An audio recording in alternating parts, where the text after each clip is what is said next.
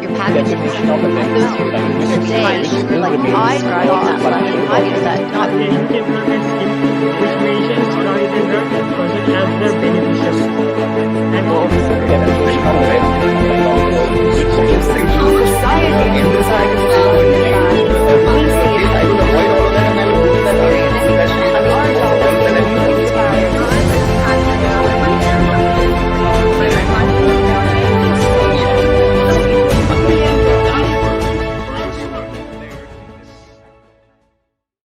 Hello everyone, welcome to day one of the Changemakers Showcase 2020 of the FAIR project. It has been about 10 months in the making, right from when we started off in January when we put out our call for applications to today here in November, where our Changemakers are here to share their thoughts, their ideas and their vision for a better, more equitable and fairer world. For us, the FAIR project has been a journey in trying to find the fairness in our own lives, to try and find fairness in everything that we have tried to speak about, have conversations around, what others have spoken to us about, all the wonderful guests that have come and spoken to us during the FAIR dialogues, from heads of states to filmmakers to feminists. All of them really have contributed in a fantastic way in helping us develop the kind of thoughts that you will be witnessing all of our Changemakers showcase over the next couple of days. So once again, thank you everyone who's tuned in right now and is ready to hear what everyone has to say. Before, of course, I bring everyone on and we start listening to what they have in store for us, I would definitely like to talk to you a bit about the FAIR project and this entire process and the journey that they've gone through in order to reach here today in November and be before all of you.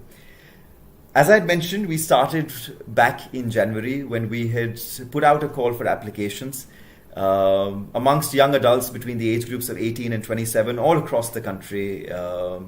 We, I think, ended up conversing with over 10,000 colleges and universities, approached other young adults who'd probably be working in different places through various mediums like LinkedIn, directly through their companies and so on and so forth.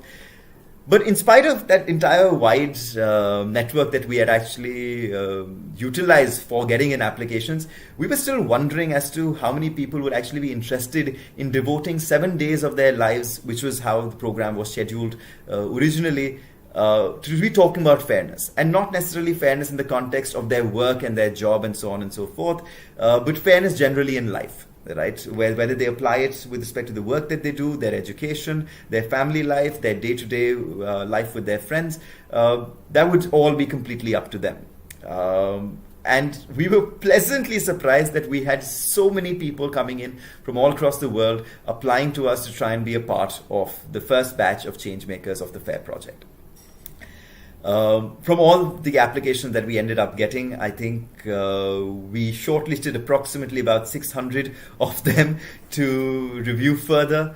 All of them had sent in either video recordings or audio recordings, which we reviewed.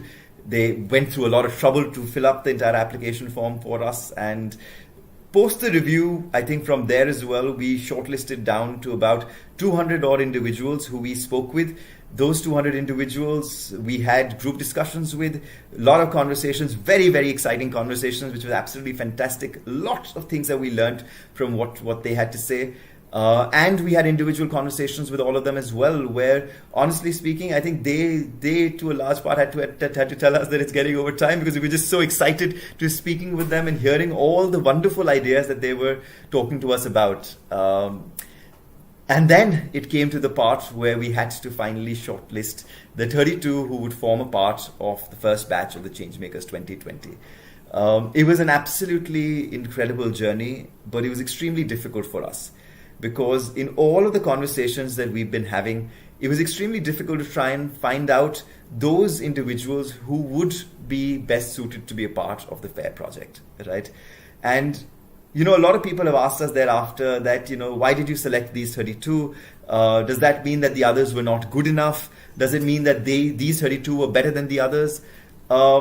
at least from my perspective, and I'd be very clear about this, I do not think any of that is true, and none of that ever crossed our minds, right? And I know it sounds extremely incredible, or incredulous actually, and unbelievable, but to be very honest with everyone, we were trying to find the 32 individuals who would best benefit from the project and those who would benefit us the most as well by what they could provide us at the end of the day, right? And that really was the criteria that we ended up using of looking at who would be the most appropriate, not who would be the best, and not that others would not be as good or anything of that sort at all, right? And that's the reason why it became so much more difficult for us to achieve our objective of the 32 that we had to shortlist. But we did finally, and we got them on board. Once we did get them on board, COVID-19 happened. And then we reached a situation where for the longest time, and what seemed like an eternity, we did not know what we will do with the project, because it was supposed to be a residential program. That's what we had committed to everybody when we had asked for applications. Everyone was looking forward to coming into Delhi in an all expenses paid trip to spend time, 7 days, with other like-minded individuals, perhaps those who were not as like-minded as them, but that's where the fun of the conversation actually lies, to meet us, to have conversations, all the wonderful guests that we had lined up for them. And suddenly we were in a place that we could not do so. And we considered it extremely seriously amongst all of us that could we really do a 7-day online program? And the answer that we came up with is that it's going to be next to impossible. I think with the kind of conditions that they were there in April, May, even all the way in July when the program was supposed to be held, everyone had so much going on in their lives, trying to catch up, trying to get their lives back on track, that to expect anyone to dedicate 7 days for a program like this, it would have been extremely difficult to do. And again, at the end of the day, for factors such as screen time, just making sure that everyone can pay attention, not necessarily being in a position where you have to be in front of a screen, sitting on a chair for 7 days, 10 hours a day, 8 hours a day, whatever it is, it's not good for one's health either, right? And it's something that we decided against. But we were very, very scared if this sort of a proposal would find acceptability by the 32. And I still remember the day when we actually spoke to them and told them that we will not be able to do the offline program. We were all upset. That's actually putting it mildly. We were very sad. I think all of us were disappointed. There was a lot of silence during that call. But what is wonderful is that immediately after the call ended, automatically in all the platforms that we had, we use Skype for conversations, and there's also a WhatsApp group that is in use. And there was just so much conversation and dialogue that started immediately thereafter, where suddenly, after that initial half an hour, 1 hour was over, when we actually spoke to them about the fact that we will be going online, everybody just started becoming as positive as they could. They were all missing it, so there were jokes being cracked about how unfortunate it is, but it was done in a jovial manner. And we were pleasantly surprised, and we, frankly, our motivation to make this happen in the way that we made it happen, this increased manifold because of the manner in which our changemakers reacted. And I think so, all credit to them, and I would really want to take this opportunity to thank them from the bottom of all our hearts for all the time that they've given to us. For what was supposed to be 7 days of fun and frolic here in Delhi and a lot of conversation, ended up being 7+ months of them being a part of this project, where literally every week there was something or the other that we were doing. We were having long conversations with them. And I think testament to the fact that they were as participative as they were is that we always ended up overshooting the time that we had put for any session, at least by 2 or 3 times every single time. So if there was a session that was scheduled for an hour, it ended up going for 2.5, 3 hours even after the initial conversation is over, because invariably there'd be someone or the other who'd continue to stay on call, and all of us would keep having conversations, meaningful conversations about everything that we were talking about, and that really for me was the highlight of all of what we did right through this entire project.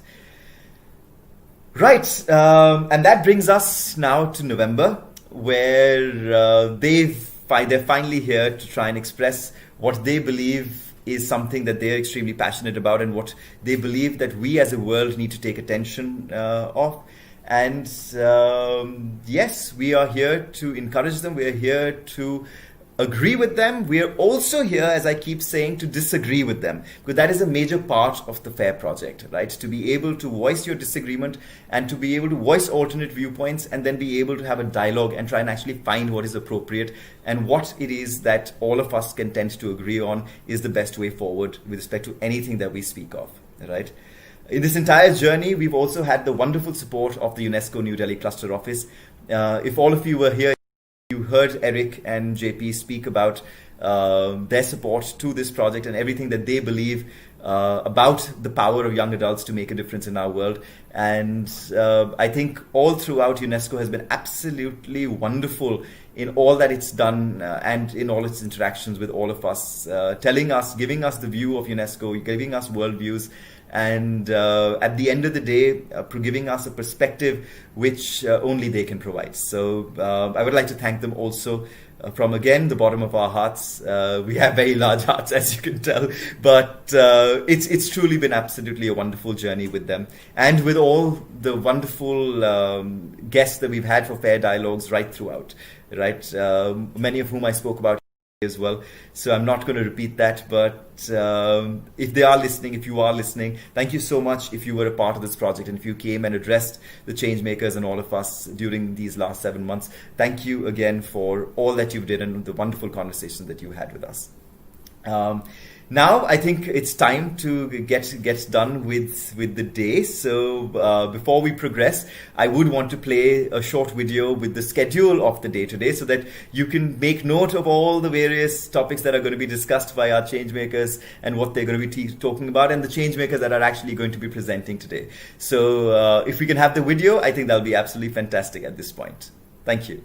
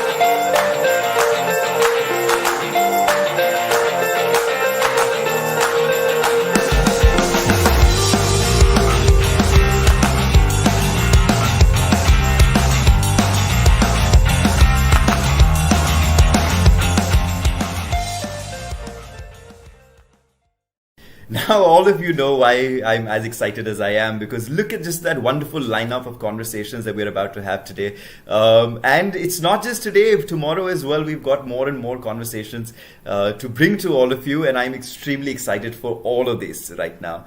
For the here and the now, we've got Karthika, who we will begin our day with. And I have to tell you this about Karthika. I think for a large part of the initial months of the FAIR project, I think she was extremely quiet because she was absorbing everything that she was listening to.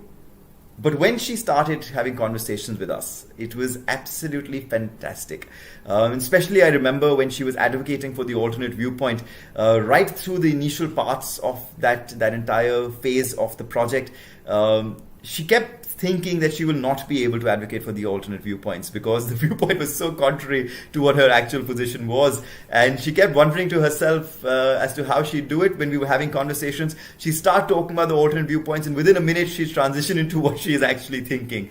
And that was an absolutely fun journey, but I think it's a journey that she loved, because by the end of that journey, I think her advocacy for the alternate viewpoint was so on point that I do believe that there is a lot that she also ended up agreeing with by the end of that entire process.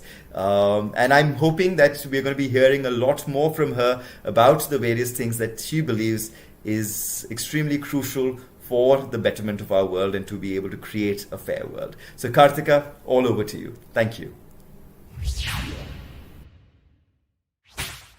The title of this dialogue is The Age of Commodified Humans. But before we start talking about it, let's break it down a little bit first. Commodification means treating something, or in this case someone, like a commodity or object, basically attaching the idea of utility to it. This means that every object or person commodified will be viewed and valued based on its utility and usefulness. It is not a foreign concept to us. We have commodified the environment, the food we eat, the ideas we have, technology, information. The list goes endless. We even commodified a section of our own society through the system of slave trade. But then the question arises as to why we commodify things. I think we can all agree that slavery was one chapter of history we all are ashamed of. The fact remains that we commodify for the returns and the reward it succeeds.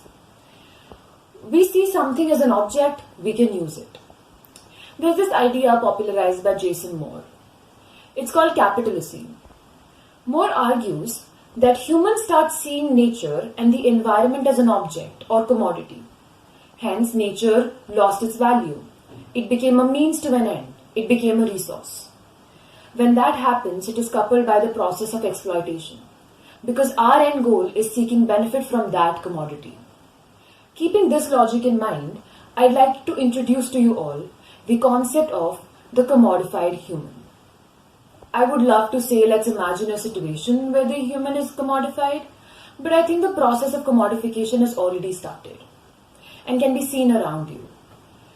The question here is, do you realize it? Or do we as a society realize it? I personally believe we do, but we do not want to admit it. The reason I say this is because I observe how such sentiments have seeped into our lexicon. We see a surgeon and advise him to be careful with his or her hand because it's $1 million hand. The surgeon's hand in this context is important not because he is a human, but because that hand has some monetary value due to the task it performs. Let's make it more relatable. I would want you all to think about how you are viewed in your workplace. Who in your office or workplace is treated better or commands more respect? Now I agree that you may have varying answers, but my best guess would be the person who's the best at his job. That's also mostly the basis of handing out promotions and superior positions. You always favor the most efficient and productive employee. Now, this might be acceptable in the workplace, but what if I tell you that the metrics, how the society views us, is also influenced by this particular idea? You are important to the society if you're productive, if you have utility, or if you're useful. I genuinely think that's a sad state of affairs. Let me explain why. Initially, you're working to earn money, to obtain a decent livelihood. But now, you're also working to be accepted by the people, to be respected by the society. But that's not all that encourages you or forces you to work disregarding your own personal choices and wishes. The society sells you a dream. It says, if you're working hard right now, you'll enjoy later. When the later is coming exactly, no one really knows. We delay and postpone our own wishes because we are busy competing in the productivity contest. Now, then you may all say, wait, why is it such a bad thing? Being productive, I'm increasing my efficiency. To this, my simple answer would be, where do we stop? And more importantly, what is productivity? Acceptance is a strong motivator for humans. If you tell a person that he or she would be accepted in the society if he or she is productive, and further define what that productivity means based on your convenience, I feel that person is more likely to do the things that label him productive than otherwise. I'll force myself to complete a project or presentation given to me by my superiors or the institution I work for, then hang out with my friends or read a good book, even though I might not really like working. We here are creating a dichotomy between leisure and work. Work is important, leisure is secondary. Work might not make you feel good about yourself or may give you stress, but it's still primary. To be successful, you need to work. And even though these ideas may seem abstract to you right now, I assure you they aren't. Did you know, according to the Factory Act of 1948, the maximum working hours are 9 hours per day. And if you add, say, the extra time or overtime charges, it can extend up to 10.5 hours. This means that the industries, corporates, other institutions can legally make a person work for 9 hours, excluding the breaks that employees are entitled to get. At the same time, we are as a society forcing them to work as much as they can. My question to this is, when do you think a person does things he actually likes? When do you think they do things that aren't deemed productive? We are working to improve our quality of life, but how is that actually happening? Here I'd like to introduce to you the concept of intrinsic and extrinsic motivation. Intrinsic motivation is doing something for fun, when you don't have any external reward for the work that you do. Extrinsic motivation is when you do work for external reward. A simple example to help us understand would be that if I read a book because I wish to read it, it's intrinsic motivation. But if I read it because it's part of my course in my college, it's extrinsic motivation. It is when you do things for fun, for personal satisfaction and fulfillment, you improve your quality of life. You're happier, healthier, physically and mentally. But the way we are progressing, our life seems to have less and less space for such activities. This is not only restricted to the employees or workers, but it has reflected even in the way policies are made for children.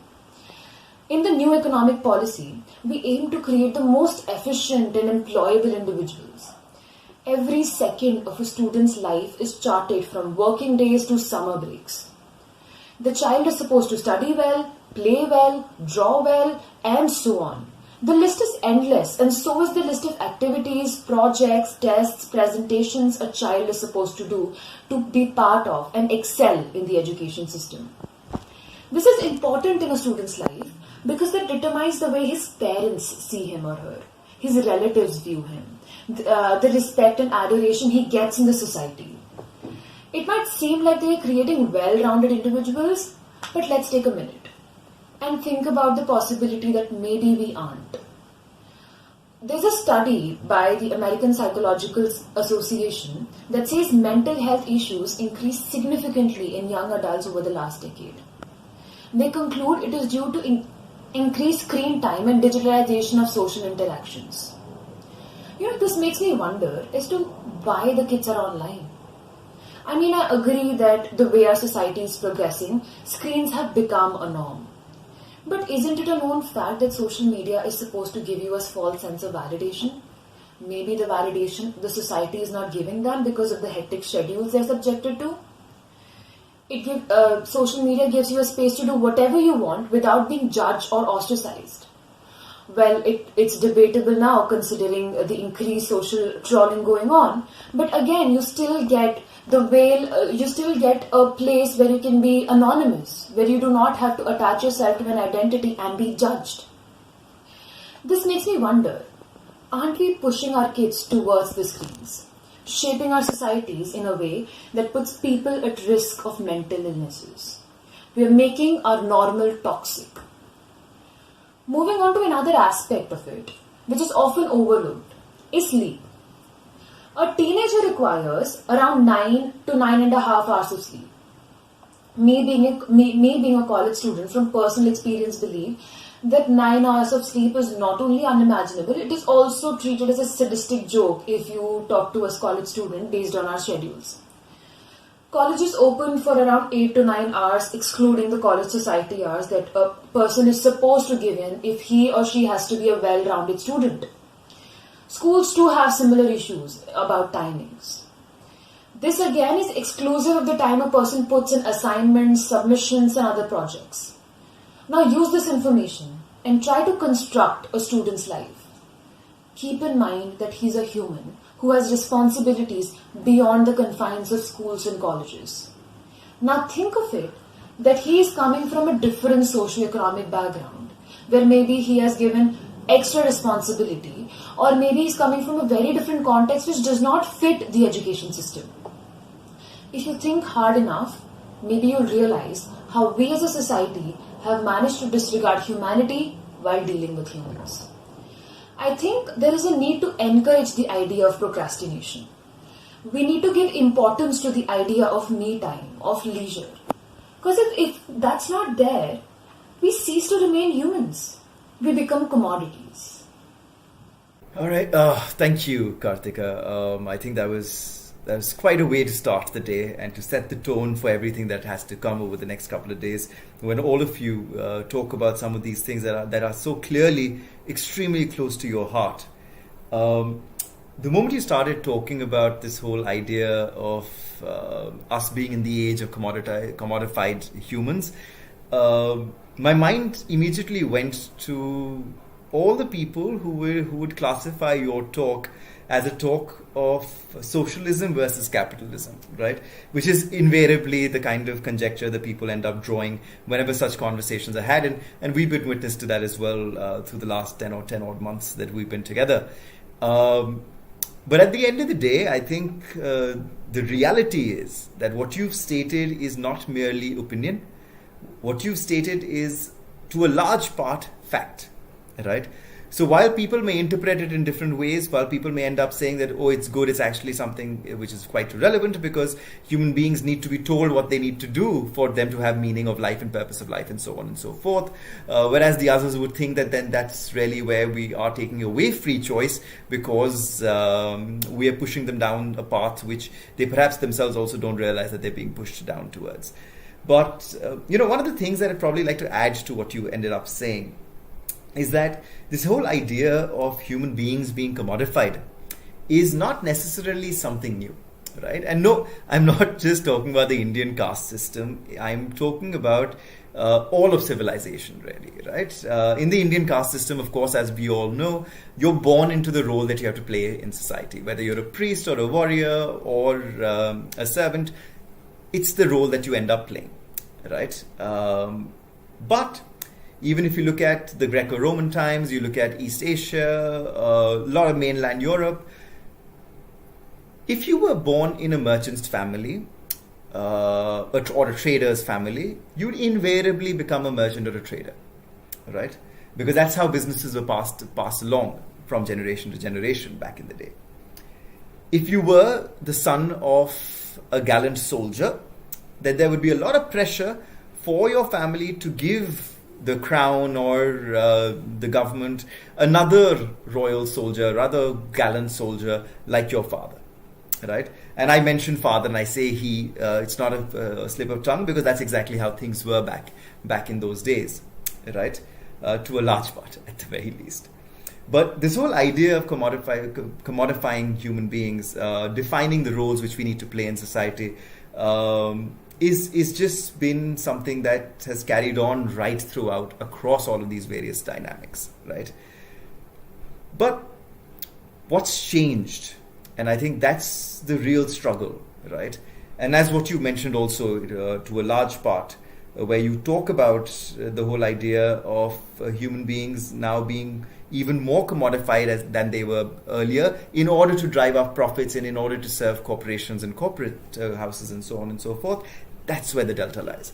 The delta today is that while commodification was being done with still some sort of a societal angle to it, today this commodification is primarily to serve the profit motive that corporations have, and which is where food is commoditized now.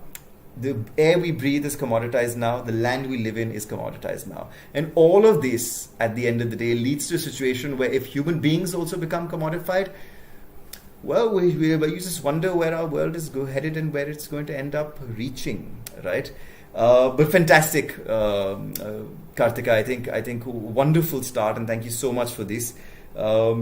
Next up, we have Rishabh, who's been patiently waiting to get to have his say in today's program. Rishabh, when he joined us back in April, and when he first sent in his application back in January, we were wondering to a little bit of an extent as to how much would he open up during this entire process.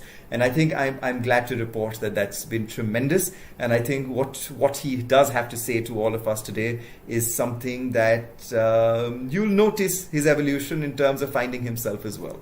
So over to you, Rishabh. Good morning, good afternoon, and good evening, everybody. Thank you for joining in.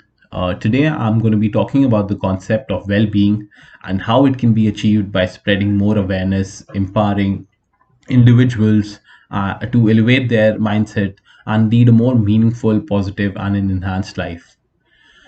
It's a long journey, and I still can't really figure out how it can be applied to uh, each and every individual on this planet, since the problems of poverty, the systematic inequality has been part of our history since forever. However, I do believe that the starting point could be through the ones who have gotten access to education and the ones who are privileged enough to make an impact. Just like in a community or an organization of large numbers, each and every individual has a role to play and adds value. But as we move up the hierarchy, we see how a smaller number of individuals have a higher responsibility for the entire organization. Similarly, in the community of humans, the humanity, people with access to higher means should understand their responsibility and just acknowledge it, and they can spread it with other people while empowering those around them. So ideally, at a national or an international level, the organization and the government do the best job they can collectively do at that given moment, especially empowerment of the less privileged, which is taken up by the government, NGOs, social activists, and others.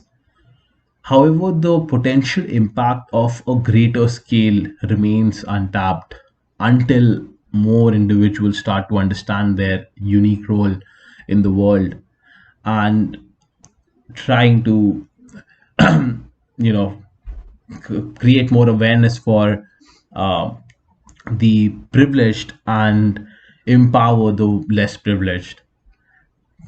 So it's ironic how in the 21st century, where we have an information overload, we still lack awareness. And the problem, the global or universal problem, which is found in India at least at a very high degree, is the limiting mindset. This is enforced by the society, the elders, and you know just the while growing up, to think in a certain way without questioning it. And examples can also be found in a lot of feudal ideologies and practices, in religion, in religious activities, which are practiced irrespective of their relevance in today's world, just based on emotion and without having to question it. So, in fact, this limiting mindset is also common with the people who have been blessed with fortune, as they derive their principles from their environment, their surroundings, and being ignorant to their true selves. So, defining individuality based on external things like money, power, caste, religion, gender, place in society, and many more are due to influence. We all fall in different categories of identities, maybe more than one. And all these identities, some identities we chase, and some identities we are born with, and some identities are just we belong to. But all these identities shouldn't stand between who we are, irrespective of all these identities, which is a human being. And just how we protect these identities, we also need to protect humanity, which is the most relevant identity in our generation, in our century, considering that coming together is the way for forward way forward for a sustainable living. In fact, even in the primitive times, group selection was the reason why our species survived. And they, of course, a collective goal has always been more effective than an individual goal. So the point here is, that if we all come together with, by propagating simple mindset of values of humanity, which help uplift our social capacity, we could be at a better place. Sometimes, I think of a radical idea where where the countries could come together to form a code of conduct which is focused towards the earth, which is focused towards the humanity, and it trains people to think openly and think about the real life situations that we face in our particular country or particular the problems that we could face in the future, in the coming years, or the generation problems that we have been dealing with for years, for ages. So just how we are rewarded for donating money or paying taxes, if we are also rewarded for giving our time to develop a social mentality, or develop a skill to develop a skill to help the cause, help the social mentality, which can be inculcated by training and educating, from the perspective of a collective uh, community of humanity, and aims to develop compassion and empathy among individuals, maybe it will be worth it. I'm not saying that the privileged are supposed to, or a group of people is supposed to decide for the less privileged or another group of people, but what I'm saying is they can liberate other beings by empowering them, maybe economically if required, or at a more realistic level, they can help them, empower them to think for themselves in the long term. On a small scale, propagating meaningful human values and respect would just work out beautifully. So, our world does not work according to the mystical or the magical ways as is believed by the religious people. Our environment works according to the laws of nature, and it does not cater to religious rituals, prayers, beliefs, sacrifices. The sunshine, the rain, moonlight, the heat, cold, and the other forms of nature are not influenced by the religious beliefs, rituals, or any practices.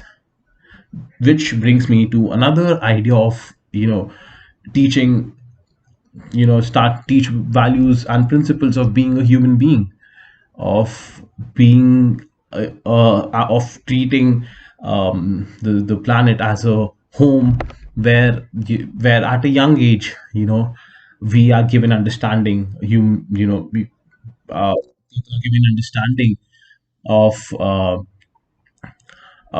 you know of our emotions, of ourself, of basics of science, philosophy, the history of humans.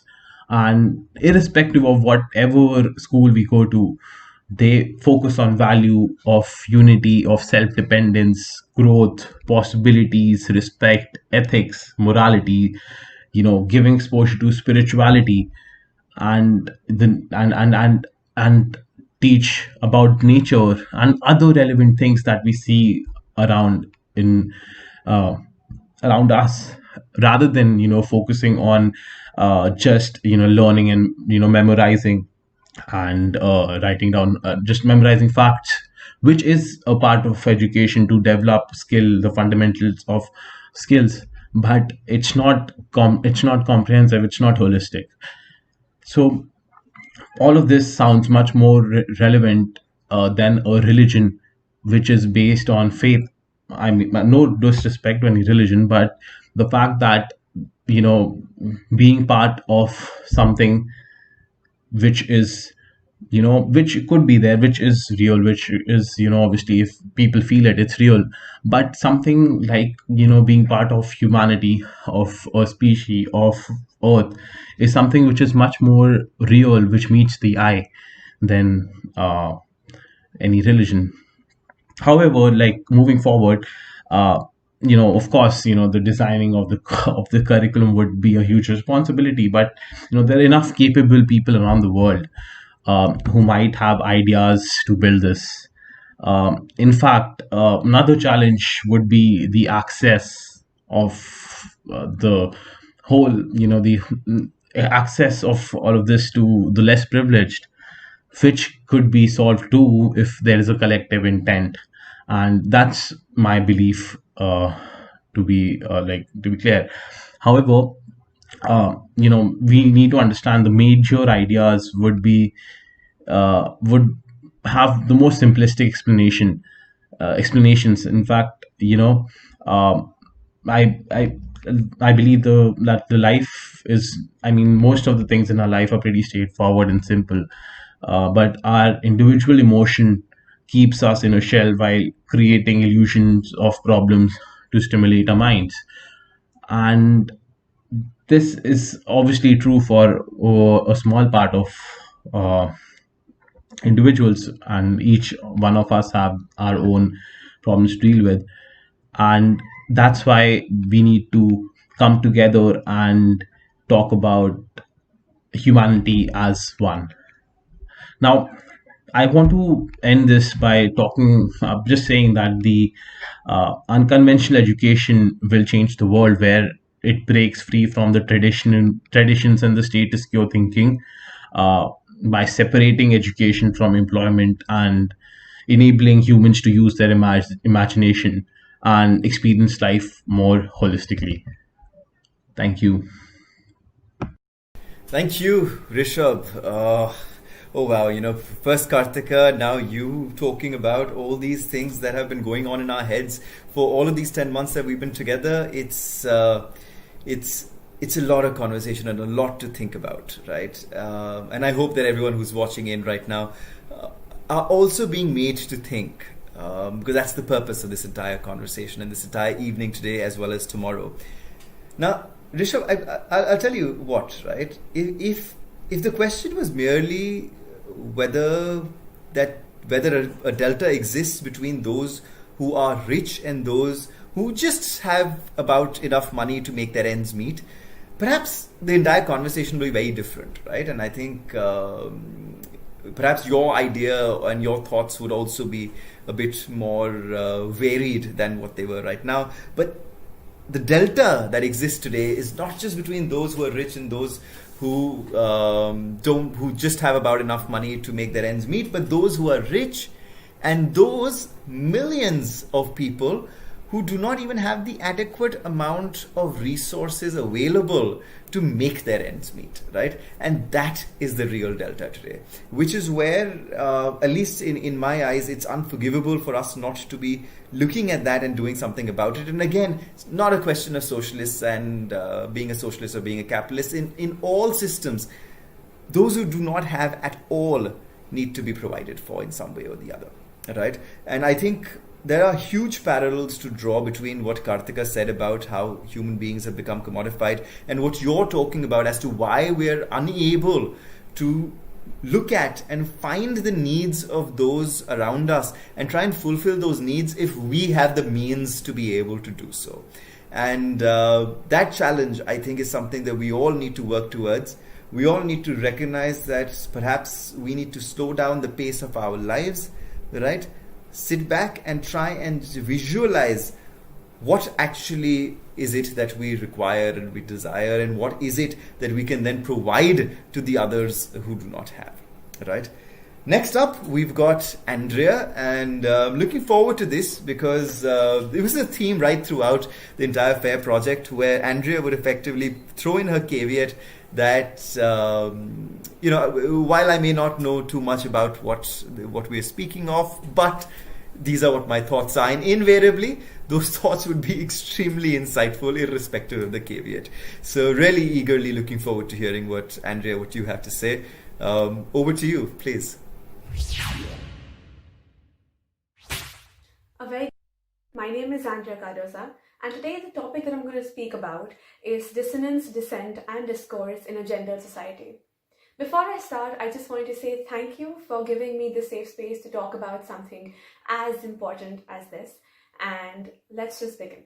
So starting off, I want to talk about cognitive dissonance and gender discrimination. I think it's extremely important to understand that a lot of dissonance comes into the play, especially as a woman in India, when you have to make a very difficult choice between either standing up for your rights or conforming to discriminatory practices. But more importantly, as women, in general, as women, we are, as people actually, we're always motivated to reduce our stress and reduce our tension, right? At that point in time, the practices that we take up then are very self-deceptive in nature. And what happens because of that is that we make statements like, it's not as bad as other women, or it's not bad as I could have gotten, or simply something like, at least I'm ... better in the situation. I think it's extremely invalidating for a woman to even say that to herself, because I think it's like the easiest way of making yourself know that your feelings are not valid, or it doesn't make sense, or for anyone else to say that to you, right? At that point in time, I think then what becomes really important is this idea of dissent that comes into the play. I think it's extremely important to acknowledge the fact that women are treated as second-class citizens. They are not treated and they're not kept at the same pedestal as men. And there is a patriarchal society which has its own structures, which doesn't let go of this power play that comes into the scene. But more importantly, I think it's extremely important for dissent to enter the scene, because it's essentially calling out the inconsistencies around you and whatever has happened with you. And from there on, you can obviously go ahead and you can break that echo chamber, and and just the ripple effect is, I think, what's more than beneficial at any given point in time. Thirdly, on the idea of discourse, of when you break that echo chamber, when you start having discussions, when you start having talks, when you start having those challenging ideas be there in the open for everyone to have an opinion about something which wasn't done before, I think it's extremely important. Now, I think to talk about the three, like the above mentioned things, I think it's really important to correlate where your mental health stands with all of it, right? To talk about how a woman's mental health is just treated extremely differently as compared to a man's. And I will not say which one is more important, because I think that isn't a fair thing to say. However, I do think that the both of them, or like how both of these mental health issues have been treated for like different genders, it's extremely unique. It is statistically proven that depression and anxiety is more in women as compared to men. And it is understandable, right? I think along with the fact that women are just made differently, and we should celebrate those differences, there have been a lot, and there are a lot of socio-cultural external factors that make it a little worse for women, especially in a society like ours, right? When I talk about socio-cultural just external factors, I think that's just something that does not happen once you're like a woman. It just happens when you're born. It happens when you're a girl. It happens before you hit puberty. So even if we talk about that, I think it's extremely important to understand that even from that stage, from when you're born to the point where you hit puberty, I think there's a lot of vulnerabilities that enter the scene, right? And that happens because you are expected to mature much faster. As a woman, you are scolded for things much quicker, as a boy must have been. And I think in general, the society is a little bit more, it's a little bit less forgiving when it comes to women. But even at that point in time, I think because there's a certain expectation that's off, that there's just some expectation you out of women and not out of men. It's just something that ends up being a point of a source of more vulnerabilities, and then you go from these vulnerabilities to when you hit puberty and when you see changes, right? And then along with everything that's extremely discriminatory, you're then stigmatized into having a perfect body, a perfect just everything perfect, right? And you're supposed to look a certain way. And I think there's an added pressure too. And even though it might be a little, I might be digressing a little bit, but you can see the discrimination take place. Then you can see the differences in the way people are treated. Then, like if it's just for example, if it's a woman and how a woman should look at her body and how a woman should look as compared to men. And even though it's extremely toxic for both genders in the way things have been stigmatized, I think mental health is something that just, your mental health issues is kind of get added more onto that. Also, when talking about mental health, I think it's extremely important to also talk about how some illnesses are just there for women, right? For how there is the postpartum depression which a man can't have. And just the probability and just when you put like all the permutations and combinations into it, when you add everything in it together, when you consider all the factors that take place, I think it's extremely problematic. It's extremely sad to think that there have been more mental health issues for women which really haven't been catered to the best of anyone's abilities, right? A very good example of how unforgiving a society can be also to women is something like how Serena Williams' anger can be counted as a meltdown, but for Roger Federer, that anger is just another expression, you know what I mean? And there have been countless examples, even the way how we think that women mature faster than men and that men they just take their own time to like grow into it. I think it's extremely important to also think about it in this way. And honestly, this is my personal opinion, but I do think that because women are scolded at a much younger age for things that are inexcusable for men, they're just forced to quote unquote mature faster and not make those mistakes, because again, boys will be boys, and quote unquote, and just all these statements that we see blatantly being thrown around. I think something that's given me a lot of insight is getting into an all-girls college. There have been a lot of stereotypes attached to how girls are supposed to be with each other, of how just girls cannot be friends or things along those lines, and just a lot of insight I think I've gotten the moment I've come into an all-girls college. And actually I'm graduating now, but I think it's something that's so refreshing to see, because all your life you're in a you're with men, and then you've seen a certain type of world and you end up normalizing a lot of things, which I think is again extremely harmful. But here, personally for me, here in this college, I think it just helps your case a little bit, because you can get an insight into how a world could look like, and you don't always have to feel threatened, and you don't always have to feel unsafe. At that point in time, I think there can be so many things that I can point out and speak about, and which is extremely close to my heart, and I think I feel extremely strong about. But I think it is going to be a disservice if I don't talk about what can be done, right? So I honestly think that just assurance and just raising your daughters like your sons, and not like your sons, but obviously you have to celebrate the differences, and I think that's extremely important. But I think similarity in terms of respect, resources, love, care, I think it's one of the major contributing factors, right? Especially if you're young, because then what happens is that you constantly feel like a stranger in your own life who's kind of uprooted from a place. And say if you have to get married, especially here in India, it's not uncommon to not go to your in-laws' place. So you're constantly a stranger in your own world, you're constantly confused. And I think at that point in time, just the smallest of support and just hearing girls out and talking to them about mental health becomes that much more important.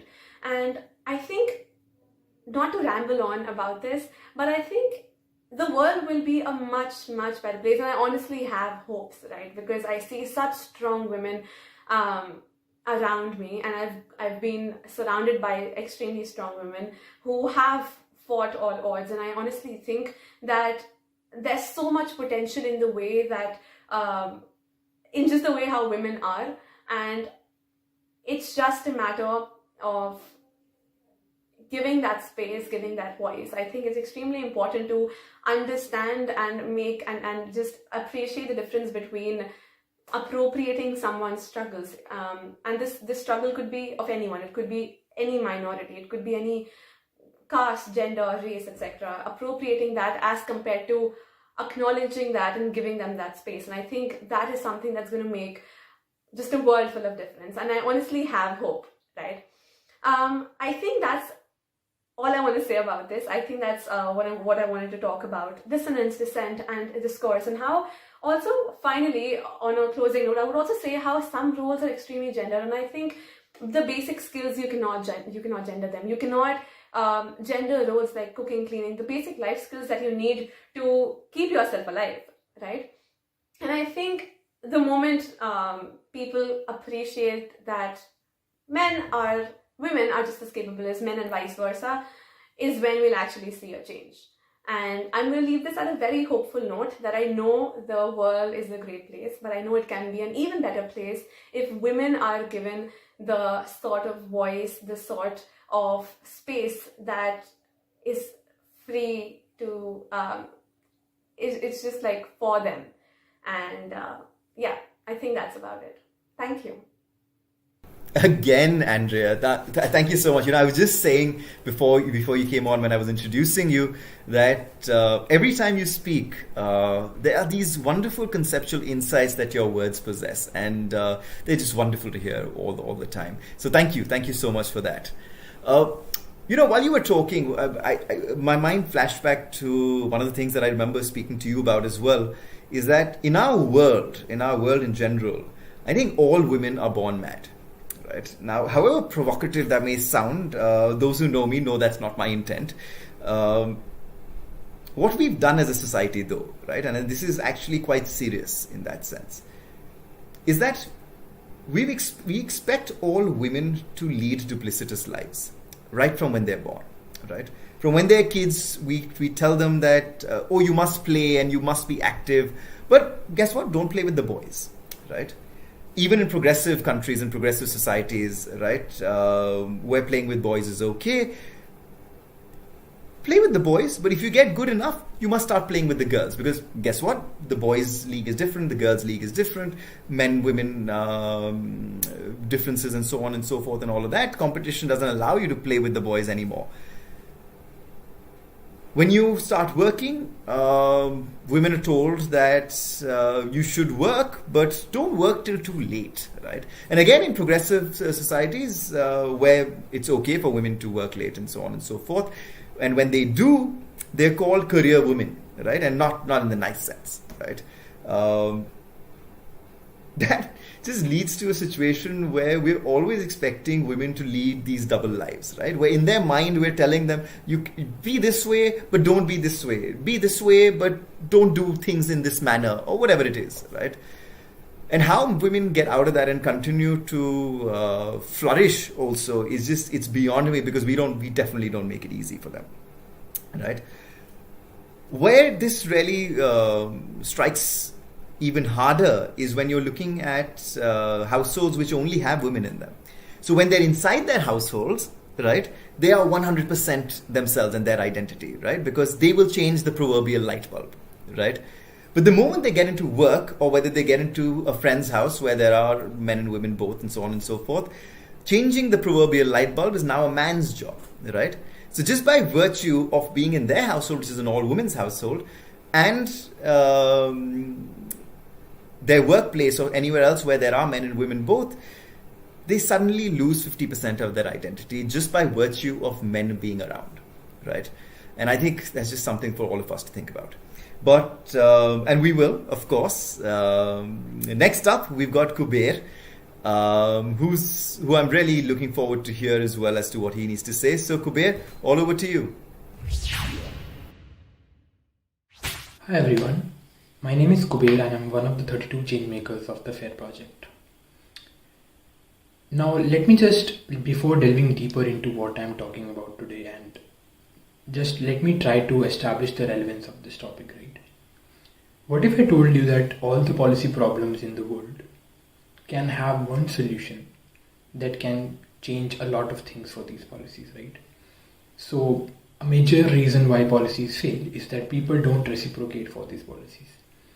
But what if we try to engage with those people, right? What if we try to engage at the community level? And that is what I wish to talk about today, right? I wish to talk about community level engagement and why I think it is important, right? Now, what is community level engagement, right? For some of you who do not know about this, community engagement can be defined as a process of working with the people in a community to address issues affecting their well-being in order to achieve certain shared goals. Now, what does it basically require, right? I think community level engagement requires two things. Firstly, it requires the shared level of understanding and a mutual respect between the two parties, right? So, and along with it, those shared respect and mutual understanding, it also requires a common goal or purpose. Now, I think that this can be extended to by saying that no policy or no program or no such thing that wishes to establish change in a particular community or a particular region can be gained by having trust, right? Because trust is a very important element of human lives. We all know that if there is no trust between two parties, they won't understand each other, information would not be shared, and things would just go downhill. Now, the second thing that I think it is a major requirement of community level engagement is that community level engagement is based on effective communication between people, right?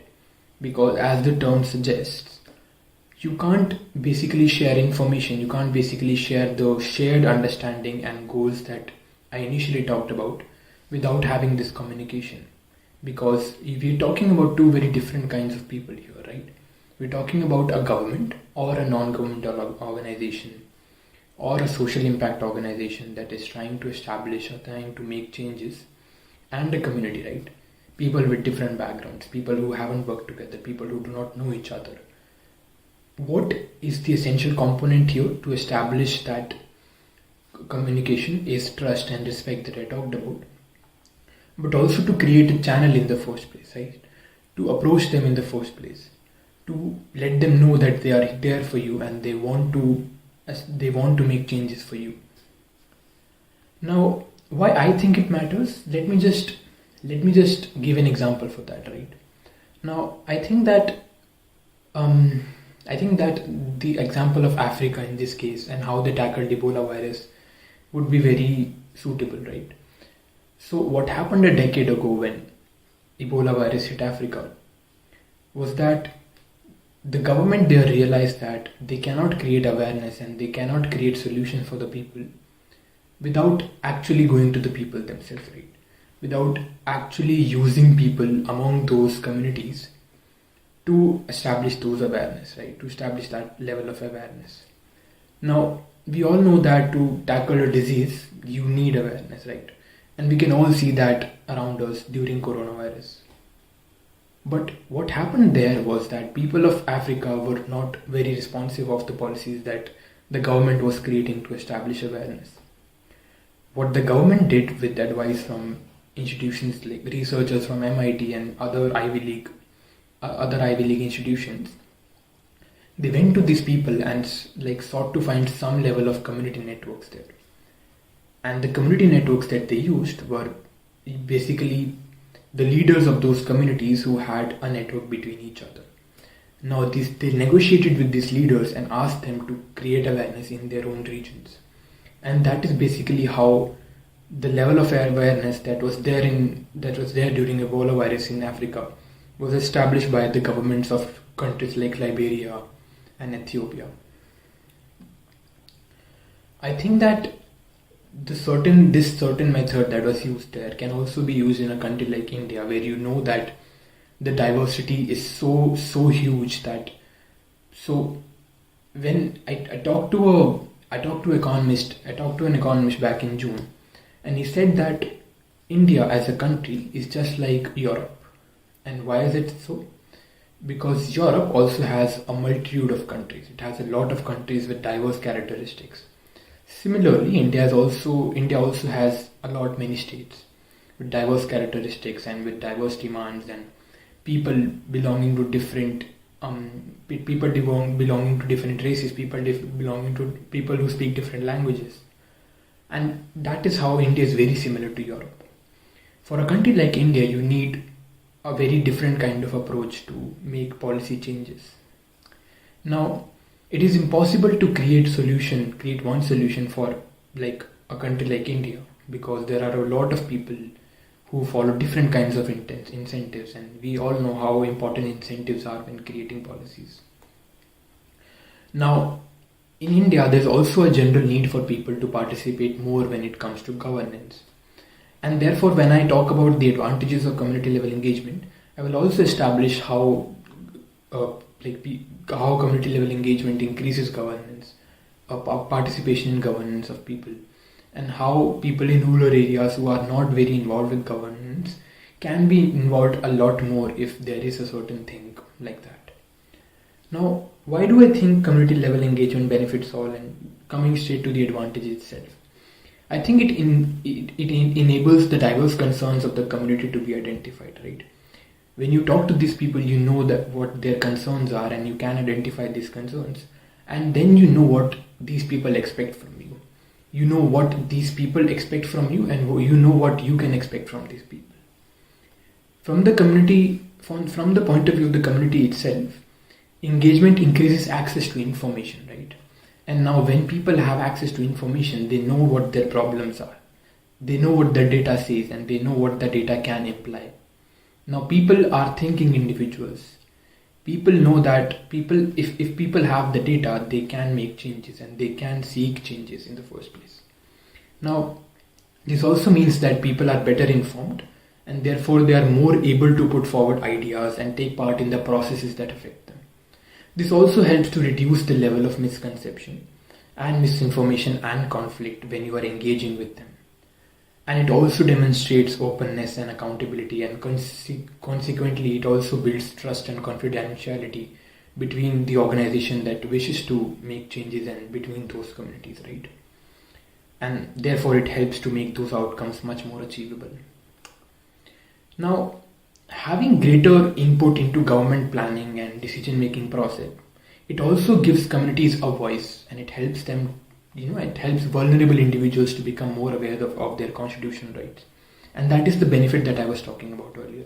When people are more engaged in governance, when people are more engaged in issues that affect them, they know what their rights are. And that is very relevant in a country like India, because we have many marginalized groups. We have a lot of women working in rural areas. We have a lot of Dalits, and we have a lot of people from the lower caste who do not know about their rights in the first place. And that can only be done when you have some certain thing like community level engagement. Now, this also creates a local network of community members, right? Community leaders. And these leaders do not necessarily have to belong to the majority community. If there is enough shared understanding, and if there is enough contact, and if there is information involved, you can actually have people from the marginalized communities working as leaders, working as points of contact with certain organizations based in New Delhi or wherever the state wants to locate itself. Now, the more people know about the goal and what is going on and who are the people who are involved in, they're more likely to achieve their goals. And it also improves citizens' knowledge citizens' knowledge and skills when it comes to problem solving. Citizens know how to solve their own problems. Citizens know how to identify the problems are in the first place. And I think community level engagement is something that starts a lot of things, right?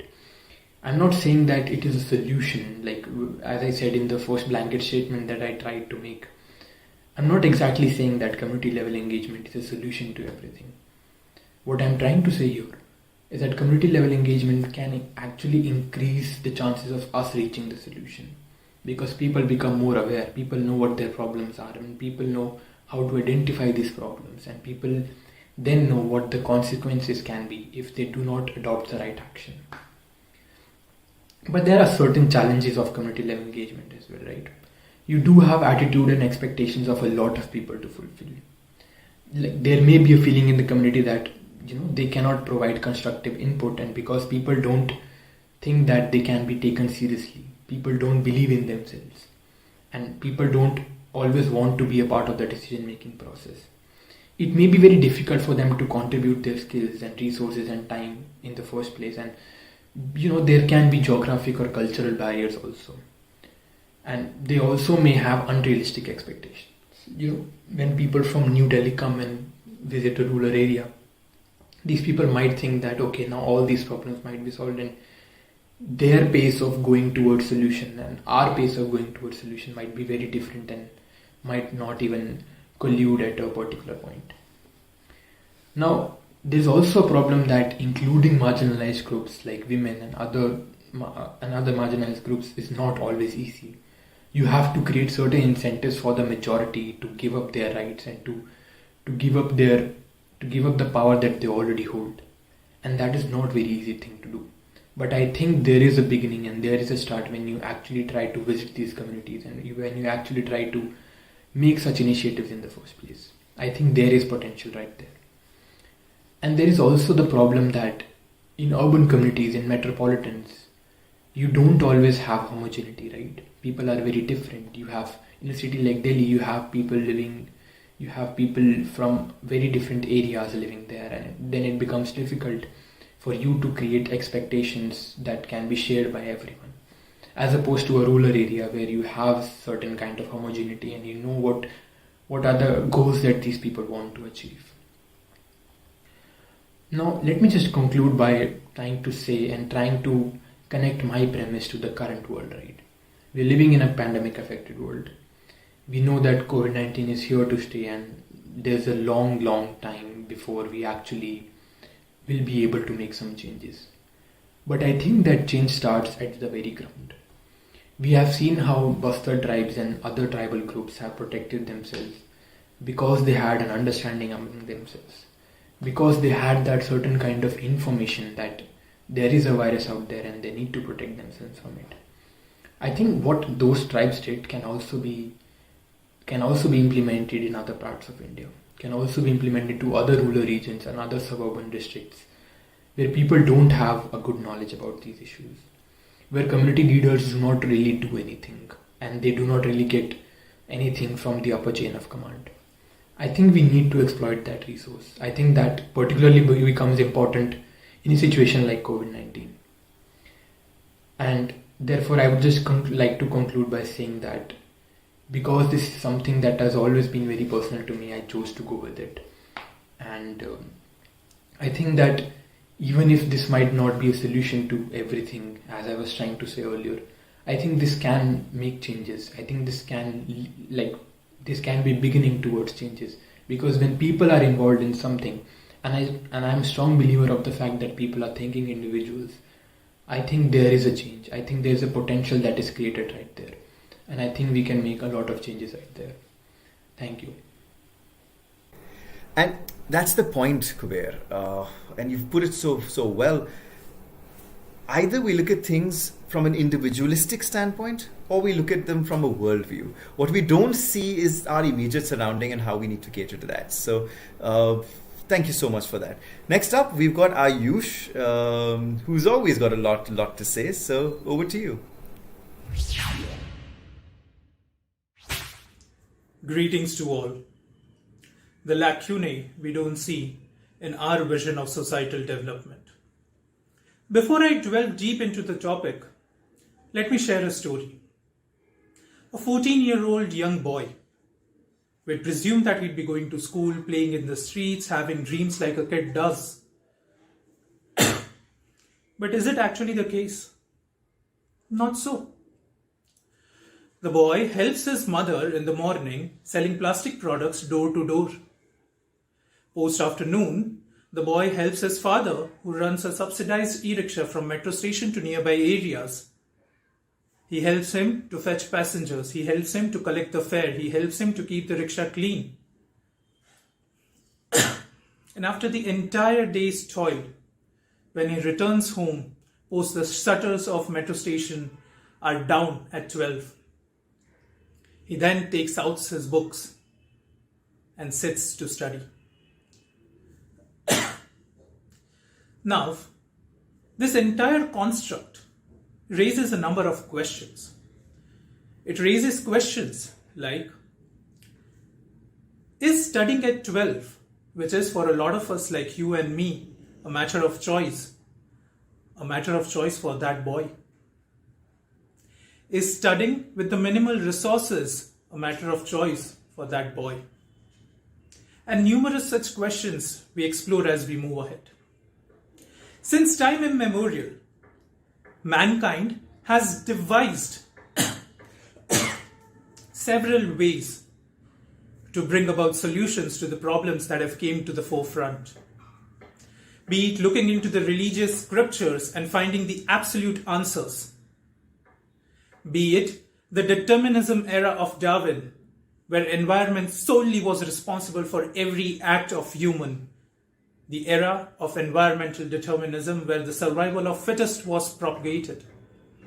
Or the postmodern era that we currently live in, where each and every problem has several different aspects in terms of its causes, its consequences, and its solutions. Over the year, the way our ability to question things has developed, so has our ability to find solutions. But every time we have missed on some points that has somewhere maybe resulted in the problems still being the very same nature they were 50 years ago, or the problem still being under the same umbrella subhead that we were heading in 1945. Why is this so? When I talk of the lacunae in our vision of development, I talk about vision because each one of us has one vision of our own, which we feel the society would develop and be prosperous in its entirety.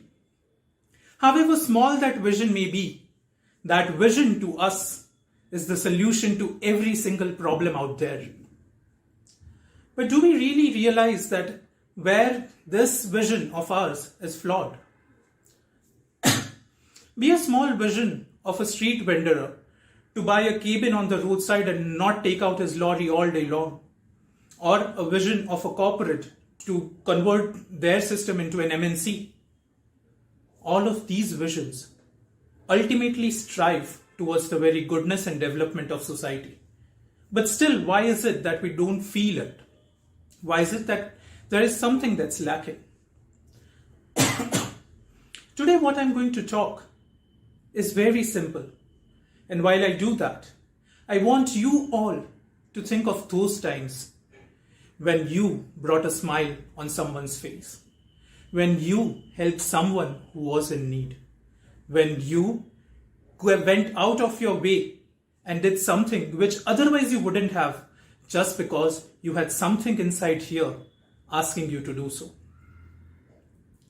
There are numerous examples to this when I talk about the lacunae of the ones, those are in need, and the ones who wish to help. First, let me address that why a lot of times we don't consider help or we don't consider us helping them to be the right step. There are a number of reasons. The first one being a false sense of satisfaction.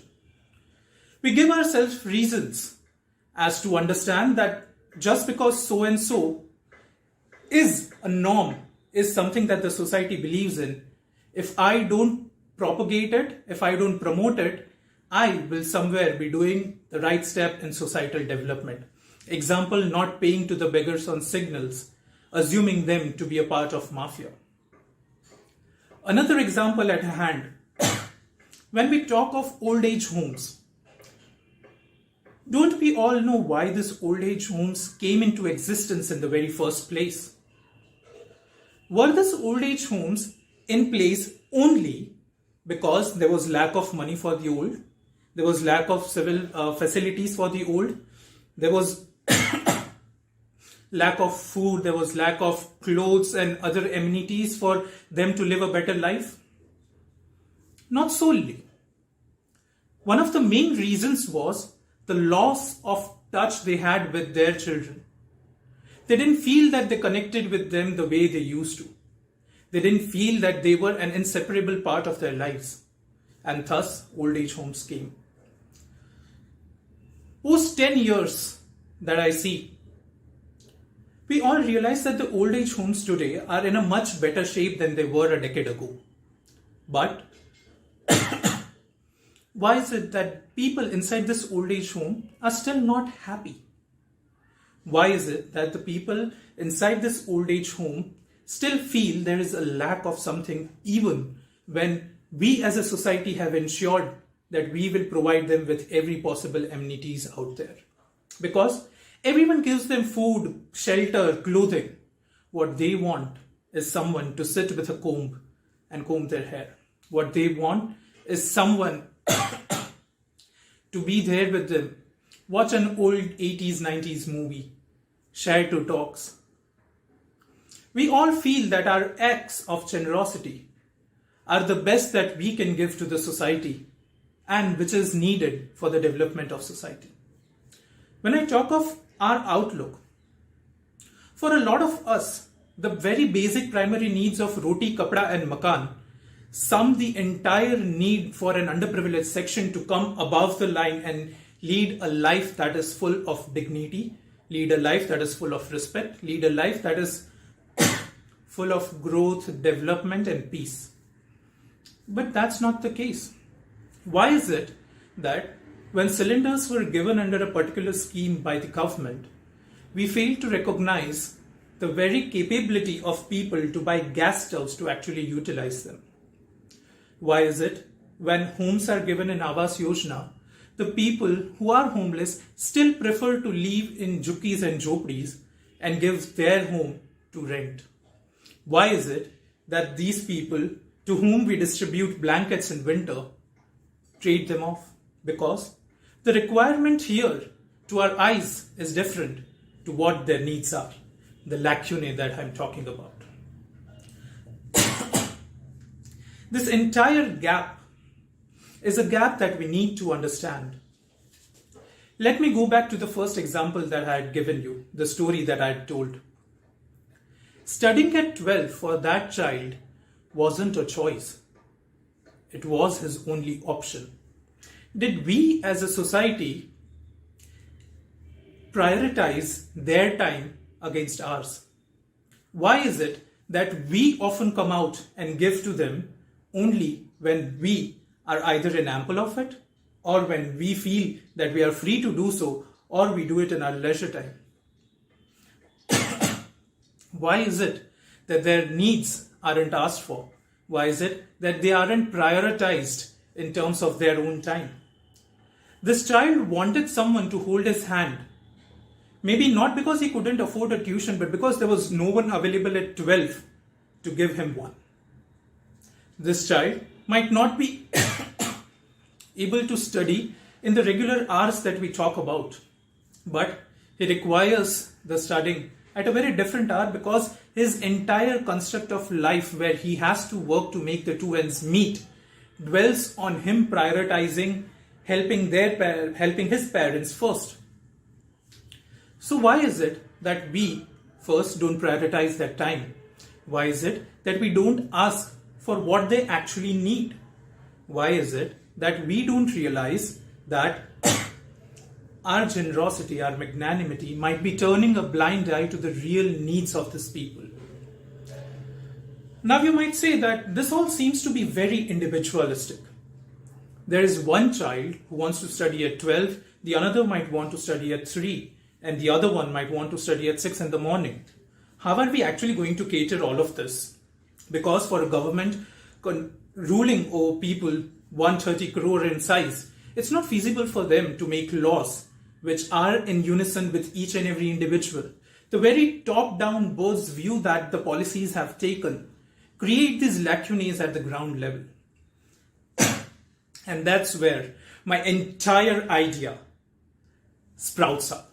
That is, taking a bottoms-up approach, identifying the gaps and solving the gaps by no one else, by no policies, by no measures, but by the very basic unit that makes the nation, the very basic unit that makes the state, the very basic unit that makes this government, the very basic unit that is the form of life on this planet, we, the individuals. I know it's ironical when I say we and individuals in the same statement, but this is where I want to lead you to how an act by an individual can help an individual who's in need in the very uniqueness of his individualism and create a society which is aiding the individual but yet collective as a community. Creating and developing an ecosystem that makes or facilitates the bond between the ones who are in need and the ones who want to help, who want to reach. We might label them as underprivileged, the ones in need, the poor, the downtrodden, but it really doesn't matter because each one of us at whatever level in our lives and society we belong to, we all are individuals as well. If me as an individual take an initiative to help that boy at the time when he requires a holding of hand, I ensure that at least one person is being met with the requirement in the true sense of what he demands for. Similarly, I know the idea seems a lot far-fetched, and obviously this cannot be an extremely amalgamated form or an enormous form that we talk about, but there are ways to it. Just the way I did for one, maybe each one of you, say at least once a week you'll have time at someone else's prioritized or asked for time at. Maybe not in a week, possibly in a month at least you have a day. We are a humongous population. And this pandemic has somewhere crossed the boundaries the way we have known or perceived boundaries to be, but have also opened up each one of us through various different digital media platforms, similarly to the one that we are right now connected with. So can't we reach to at least one needy person? You'll ask me where to find them. I don't know people. I don't want to go to an NGO. Why isn't an NGO solving? Why isn't a government solving? Why isn't my neighbor solving? We ask all these questions, but we don't ask why am I not solving it. We as an individual and a group of individuals as a community have answers to all these questions, have answers to the real needs of these people. For we are no different than what they are. For we are no superior or inferior than anyone else. But what we are beings with a heart that can say that a change is possible. Arise and ask questions to the government. Ask government to form citizen-government partnership forums. Ask them to come out. When people do so, they will connect. The connect of a people to people is where the entire solution to the problem lies. With this thought, I say adios to all of you. And at the very same time, do make sure that you connect to people around you. You talk to the ones that you see daily but never have approached them. Know what they require. Know what they want. And at last, let's try and create an ecosystem that connects all the needs and wants. And at the end, we see a society in its true developed form. On the positive thoughts, namaste. And that's the challenge, Ayush, for all of us who work for societal development. Do we actually understand the dynamics of the society that we refer to in the first place, right? So thank you so much for that. Next up, we've got Leonard, who's been like a ray of sunshine right through this entire journey, right from January all the way up till here in November. Really looking forward to hearing what you have to say.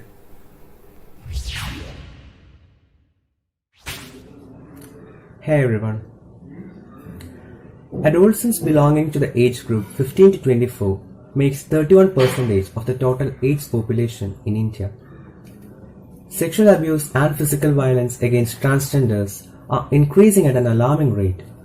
Yet in India, we continue with the traditional syllabus of the description of reproductive organs included in the 10th and 12th grade of academics as the only way of imparting sex education. The word sex itself is considered as a taboo, and gender-inclusive sex education seems to be a distant reality, where the sexual and gender minorities are afraid to come out of the closets and express their original sexual orientations and gender identity.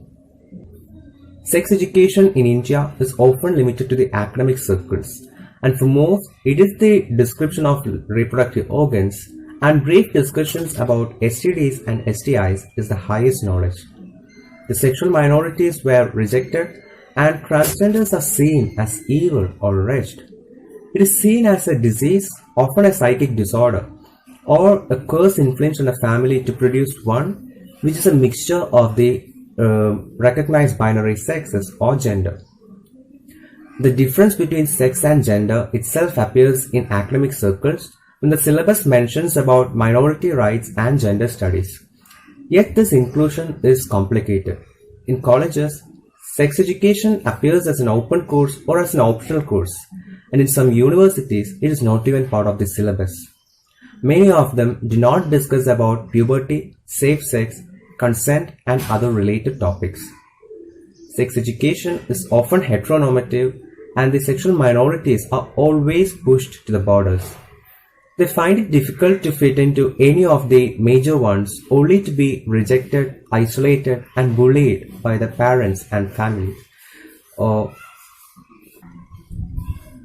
The gender and sexual minorities are often referred as abnormal in a heteronormative society.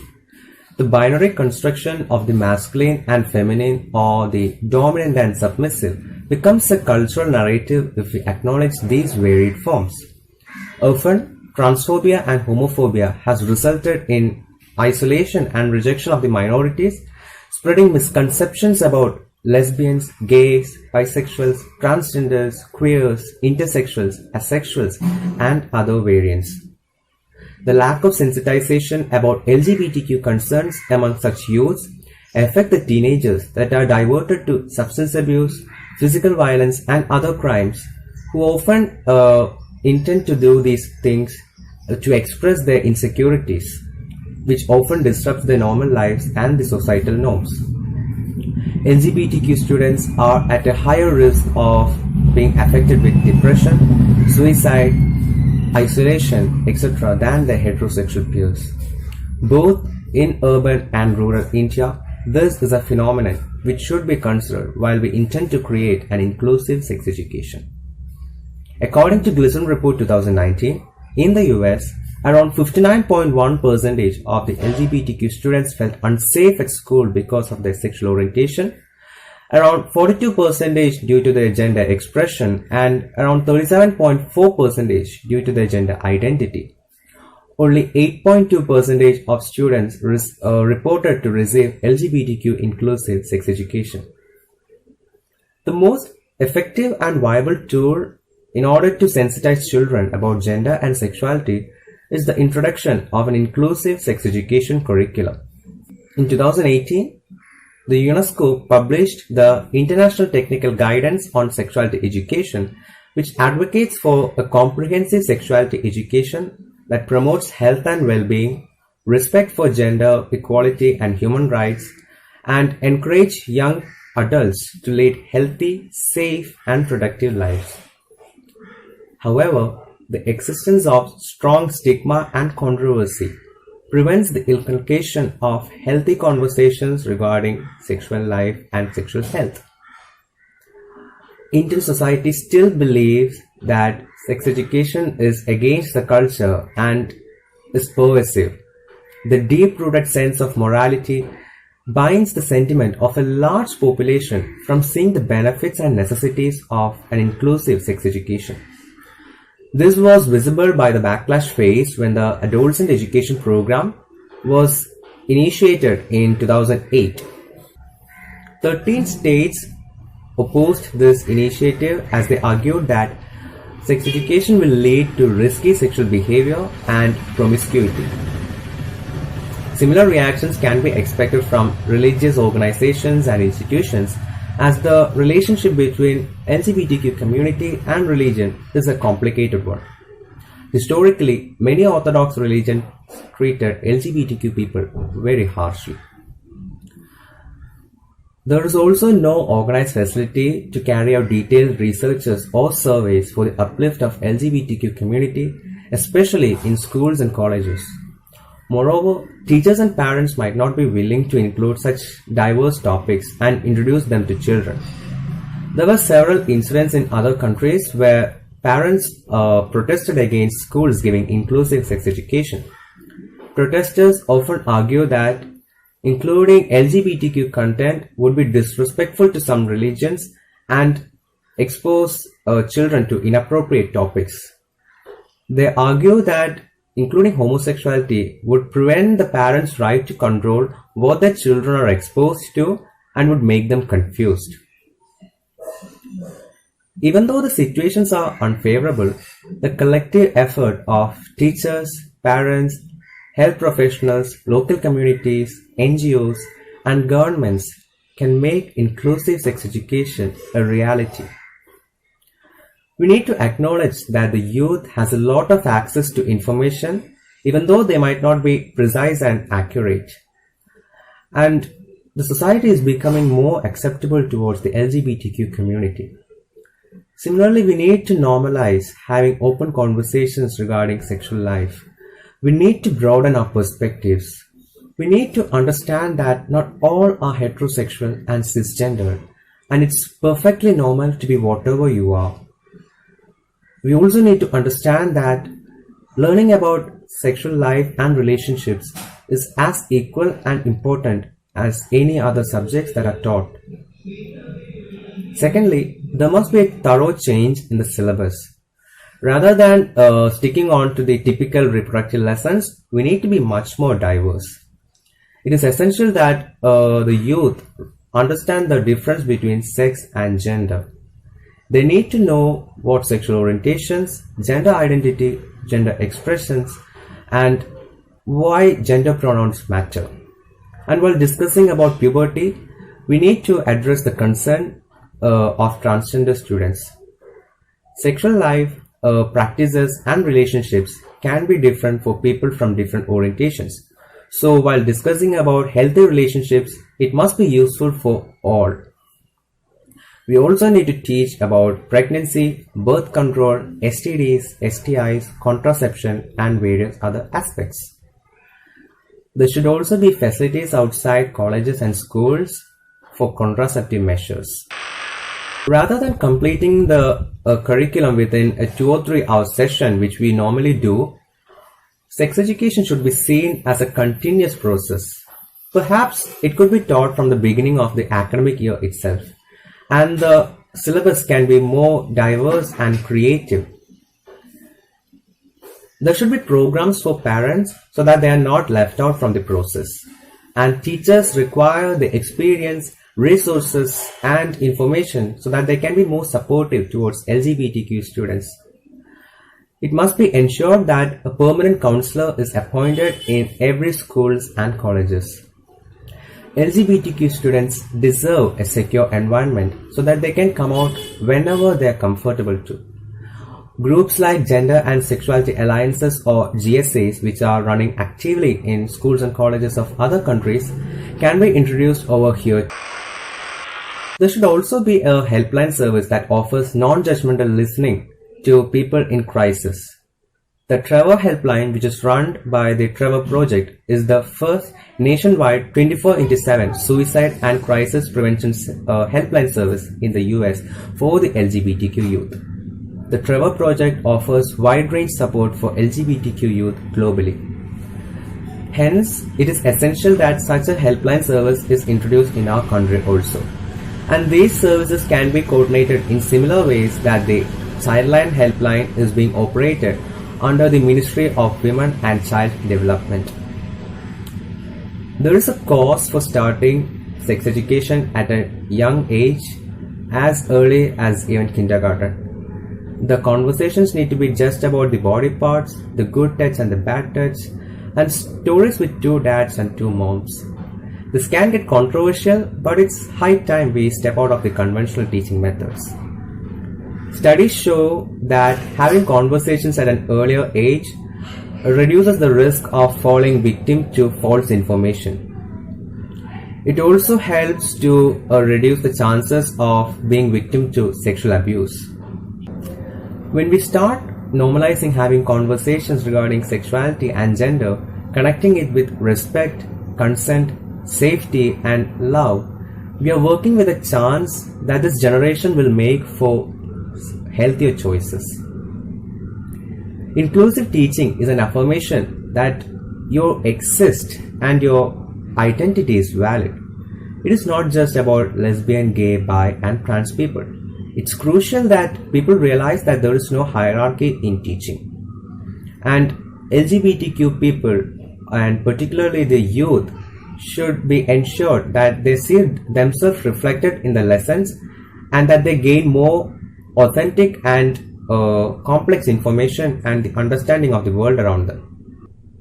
A study conducted by the World Health Organization titled Effects of Sex Education on Young Adults' Sexual Behavior has shown that receiving sex education do not encourage youth to have sex at an earlier age or more frequently. On the contrary, it shows that it delays the start of sexual activity, reduces having unprotected sex, and encourages people to have safer sex. Introducing groups like gender and sexuality alliances that provide support for the LGBTQ youth will help us to reduce victimization to bullying and isolation due to sexual orientations and gender identity. Inclusive sex education and having honest conversations about gender and sexuality will help us to make aware about the stereotypes. Queer people's identity are validated. Questioning youth are given the space to explore their identities, and straight cis youth are given the chance to interact responsibly and advocate for their peers. So that's all I got to say, and thank you so much.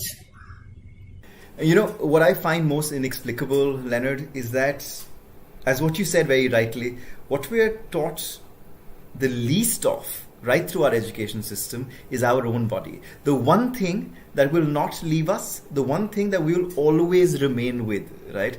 And yet it's the one thing that we're not taught as much about as we should.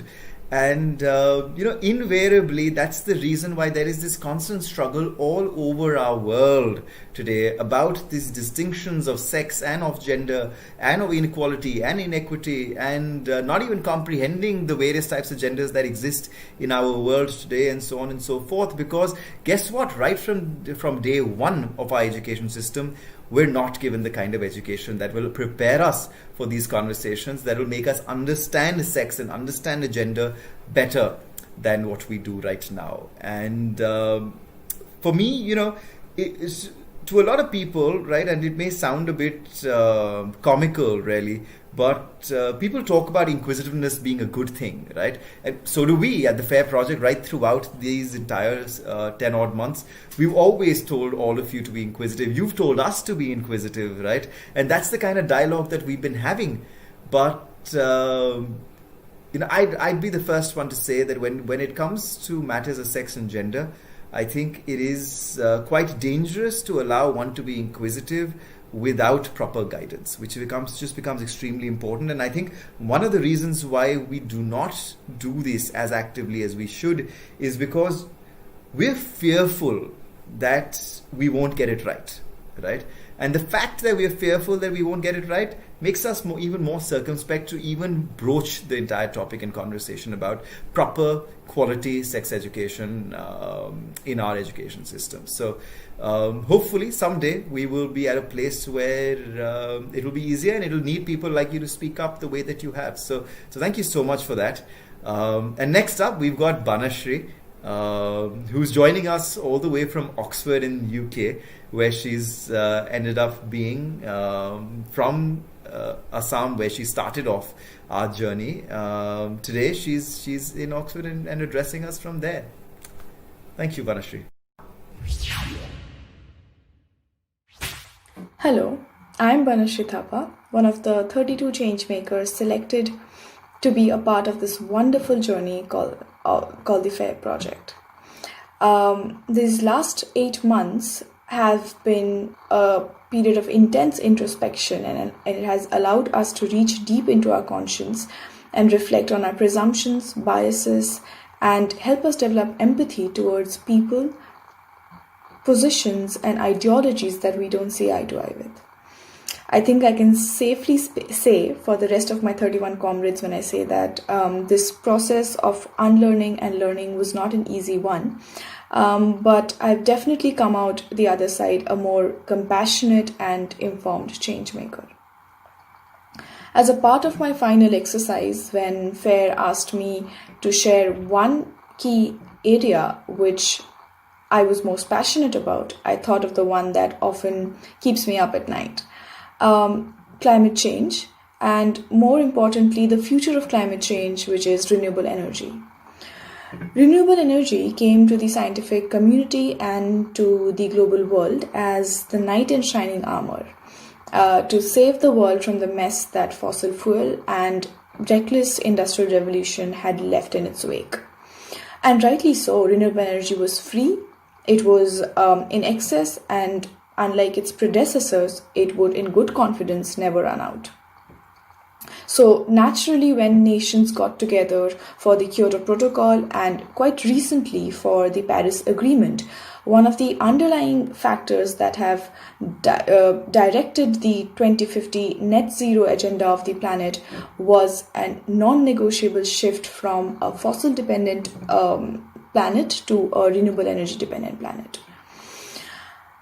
Already, solar panels, wind turbines, hydroelectric dams are some of the most popular renewable energy choices globally, and billions of taxpayers' money are being churned to convert and for large-scale implementation of these energy technologies.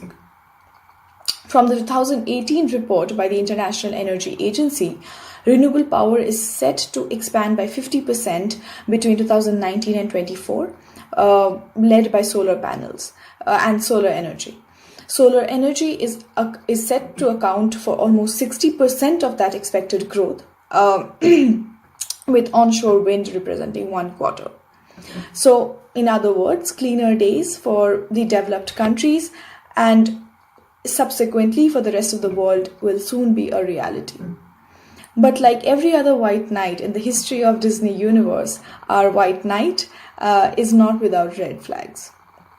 Renewable energy has been often requires more land than fossil fuel production, and is linked with infrastructure fragmentation or even eliminating high quality wildlife habitats by generating noise pollution, collision, and other negative impacts. A recent study published by Global Change Biology found more than 2,200 renewable energy facilities and a further 900 planned in protected areas, key biodiversity areas, and wilderness areas. And if we talk about biodiversity and the impact of renewable energy in the conservation sector, we need to talk about how wind turbines, both land-based and offshore, kill millions of migratory birds and bats every year from collision. Hydroelectric dams block migration routes for fishes and preventing them from breeding and causing high juvenile mortality rates. Concentrating solar plants, known as power towers, produce beams of sunlight intense enough to incinerate insects and birds on large scales. When we talk about the raw materials needed for renewable energy technology, these are often found in remote and biodiverse places, and mass mining and clearing of land is required to access them. Not just the accidental hazards related to this sector, the raw materials required, in particular, the rare earth metals that are key for solar panel manufacturing, and batteries of EVs that Tesla is keen on pushing forward require a complex mix of metals such as copper, silica, cobalt, nickel, lithium and silver, many of which have only been previously used in very little quantities. So under a 100% renewable energy world, metal requirements would rise drastically, requiring heavy mining of already limited resources. Already, heavy bauxite mining for our aluminium needs have resulted in large-scale clearing and stripping of land areas to acquire sufficient amounts. Serious impacts of bauxite mining have already been seen in Malaysia, Indonesia, in India and Guinea, and half of the world's endangered chimpanzees which are found in Guinea have been pushed to the brink of extinction due to extensive mining. The day is not far when similar stories for lithium mining becomes a reality. When we talk about electric vehicles, lithium, known as the white gold of energy transition, and the key component of lithium-ion batteries that are used in electric vehicles come to mind. Much of the world's resource of lithium is found in the lithium triangle, which sits between Argentina, Bolivia, and Chile. One such area, Chile's Atacama salt flats, which are facing degradation from extinction, are crucial breeding ground and nesting grounds for flamingos, which are endemic and are considered vulnerable and nearly threatened. And this is just one species in one region of just one mineral used in the clean energy sector. And not just in biodiversity, the future of renewable energy is predicted to have large-scale implications in peace and security and increasing conflicts in the world. For instance, most of the world's largest reserves of nickel and cobalt, which are key in clean energy technology, reside in the Democratic Republic of Congo. If you look at the projections in the screen, it is evident that some of the raw materials in clean energy are not evenly distributed across the world.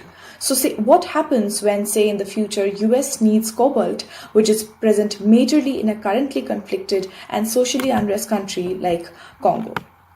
If we shift away from land masses and look under our water, deep sea mining, an area that was lucrative but considered economically unviable previously, is now attracting stakeholders due to enhanced mining technologies. Regions in the abysmal Pacific Ocean are now in acute risk of fragmentation of biodiversity because of numerous mining excavations that have crippled the rich but fragile ecosystems.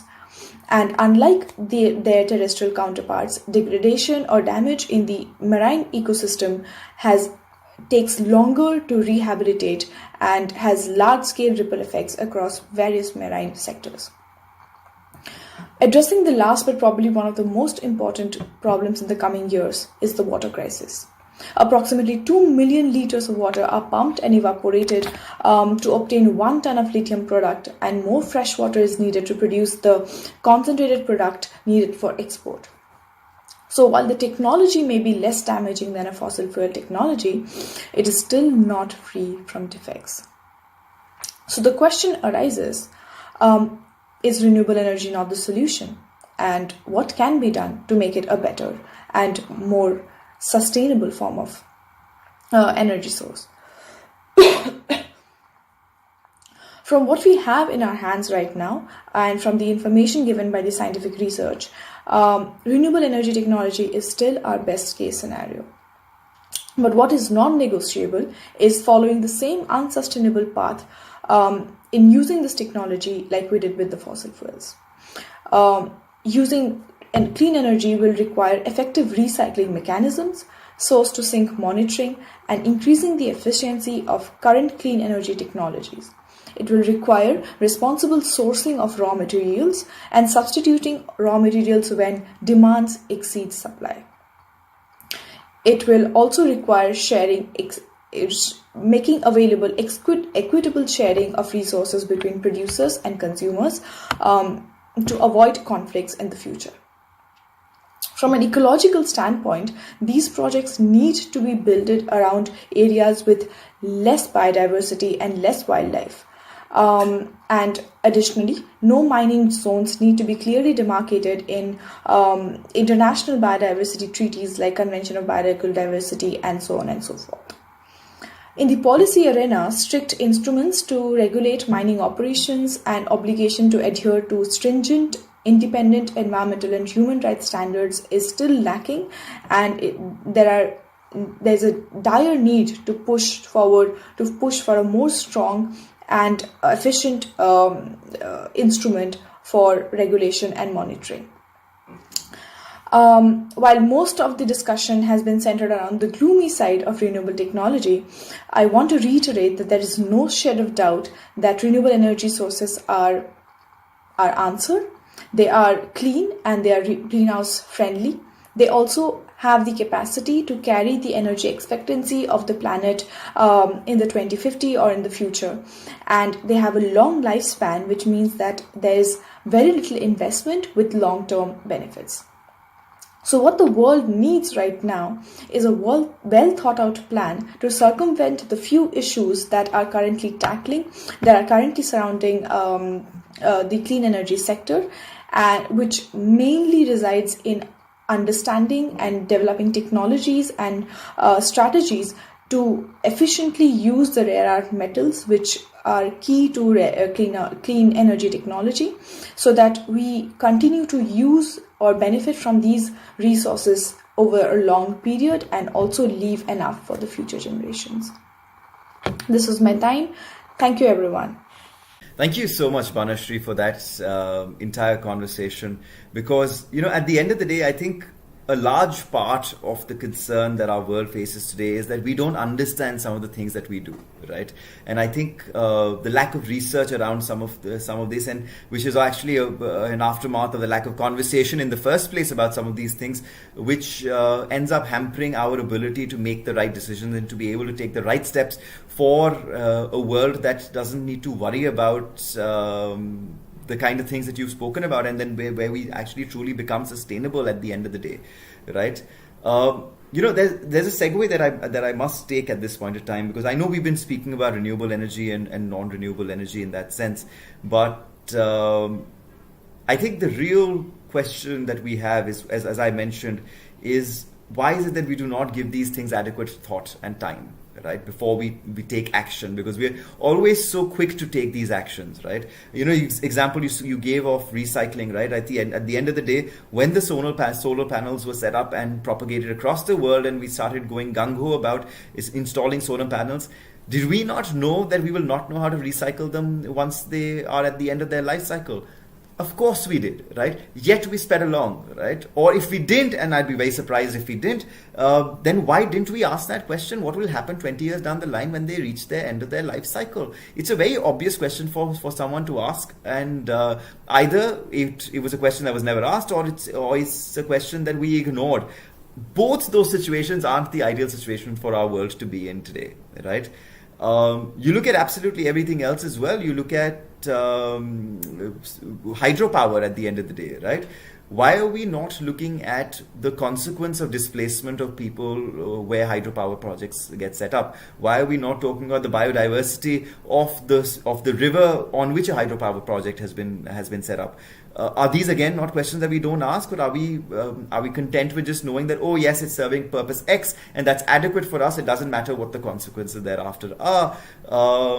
Or, as I said earlier, are we indifferent to those consequences, which is a much more scarier position. I'd be happier if we didn't ask those questions and we never asked them, than if we asked them and then we decided that no, we do not need to take those factors into account.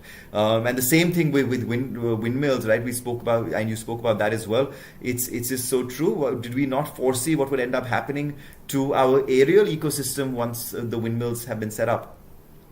But having said all of that, I think what really we need to try and do in some way, shape or form is to have guiding principles on the basis of which we make our decisions in our world, right? And if we had those guiding principles, if we had morality, as we've spoken about previously over these months, as one of the guiding forces, and again, the definition of morality obviously being something that everyone seems to have their own, and we need to try and find a common definition for it for all of humanity at the end of the day. But once we do that, once we have those guiding principles, I think all of these conversations just become so much simpler. And whether it's about renewable energy, non-renewable energy, or about plastic, carbon emissions, even policies around nutrition, about everything else that we do in our worlds, life would just be so much simpler. So thank you so much, Banashri, for pointing this out and having a conversation with us about this. Next up, we've got Rupesh, who's been exciting us and scaring us at the same time with his stories about living with tigers. Yes, that's something you could probably catch him up on at another time, but for the here and the now, Rupesh, eagerly looking forward to hearing what you have to say to us. Thank you, Ramit, for this opportunity. My name is Rupesh Bhavane, and today I am going to talk about building nutritious communities as a part of Global Zero Hunger Goal. International Food Policy Research Institute and WWH jointly published Global Hunger Index. We all know about hunger, nutrition, and Global Hunger Index. In this 2019 Global Hunger Index, India was standing at 102 rank out of 117 countries. This Global Hunger Index is based on 4 indicators. First one, undernourishment. About 14% of the India's population is undernourished according to this report. And about 20.8% of the children are wasted. Means their weight is lesser than the average weight. And India's child stunting rate is about 37.9. Means here also about 37.9% of the children have lesser height than their average expected height. And in child mortality, India's child mortality rate has been declined to about 34 in 2019, but still we rank at 137 out of 193 countries. So here also we need improvement.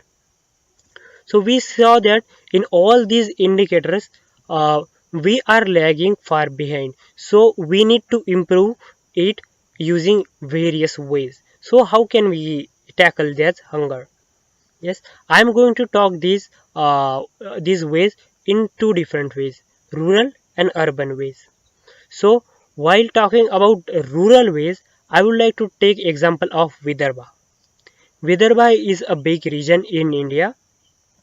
You can compare it with some of the European countries, small European countries, and you will find that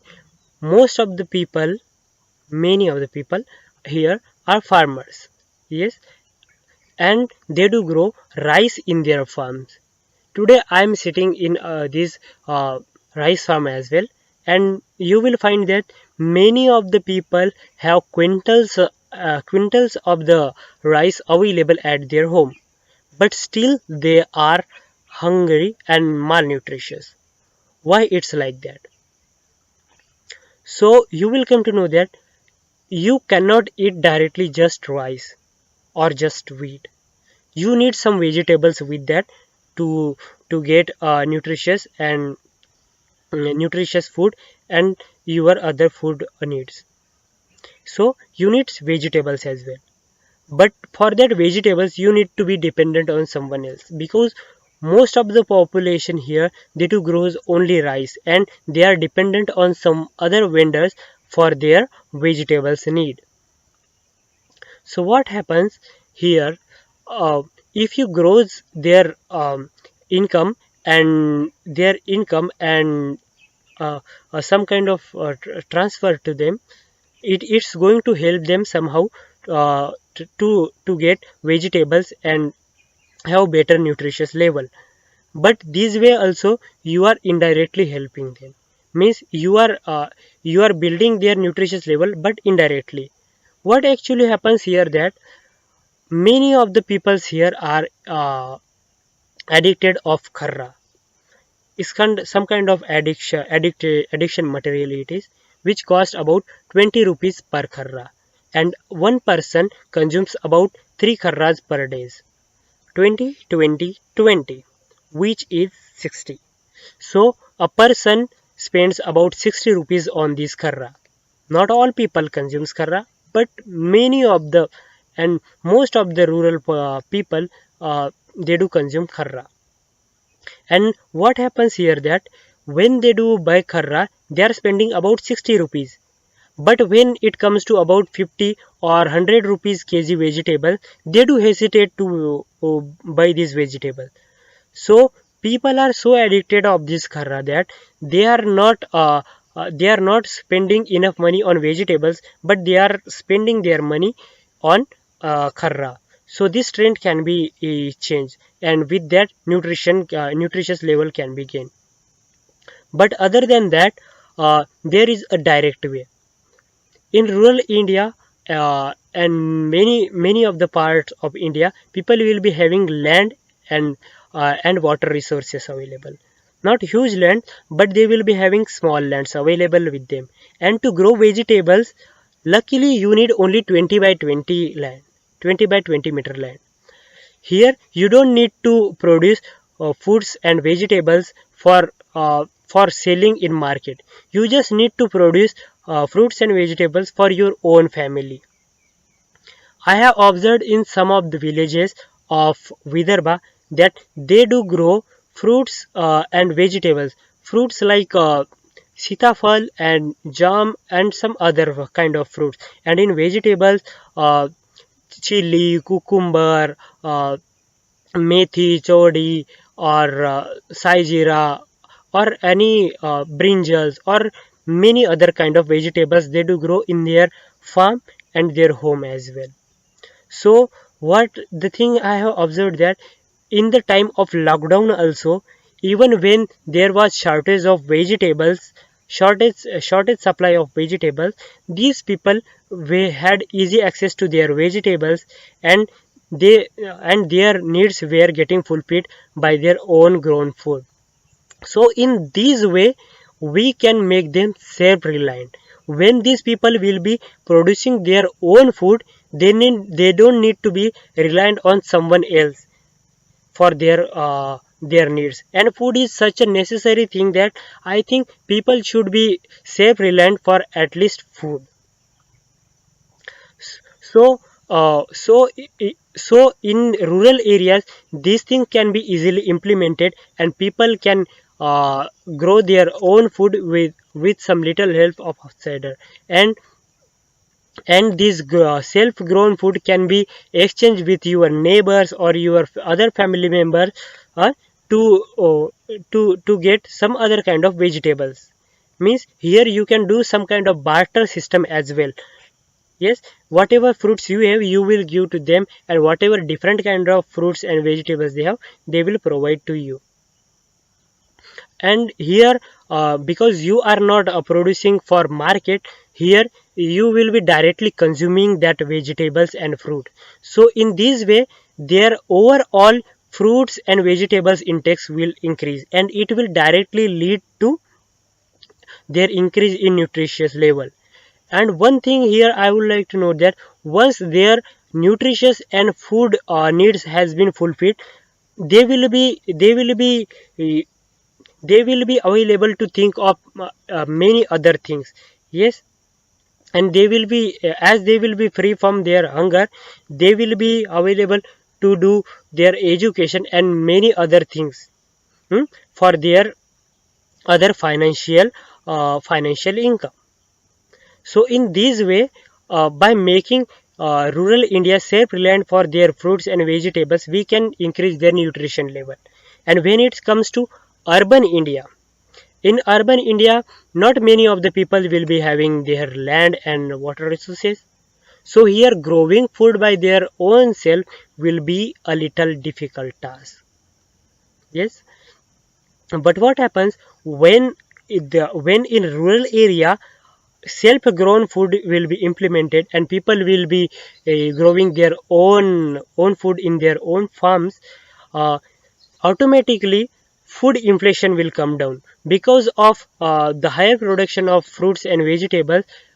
Food inflation will come down, and it will also help indirectly to urban people as well. Because of decrease in food inflation, even the people living in urban areas who are some construction worker or some seasonal workers, they will be also able to afford these vegetables easily. And this is how uh, making uh, making rural India self-reliant for their food needs and their nutritious level. It will also help the urban India as well. And I have observed that uh, by producing your own food, people will feel more confident, and they will be focusing. They can focus easily on some other stuff, because once their food need has been fulfilled, they they can better they can focus on some other financial needs in better way. Yes. And and this way we can provide better alternatives for their food and nutritious needs, for rural as well as urban living population. In 2019, uh, 19 from December, we are facing coronavirus pandemic, and because of that, of course, about some crores of the people. Some of the papers have estimated that in India about 130 million. It's about like 130 million is such a huge number, and these many peoples will be again pushed in chronic hunger by end of 2020.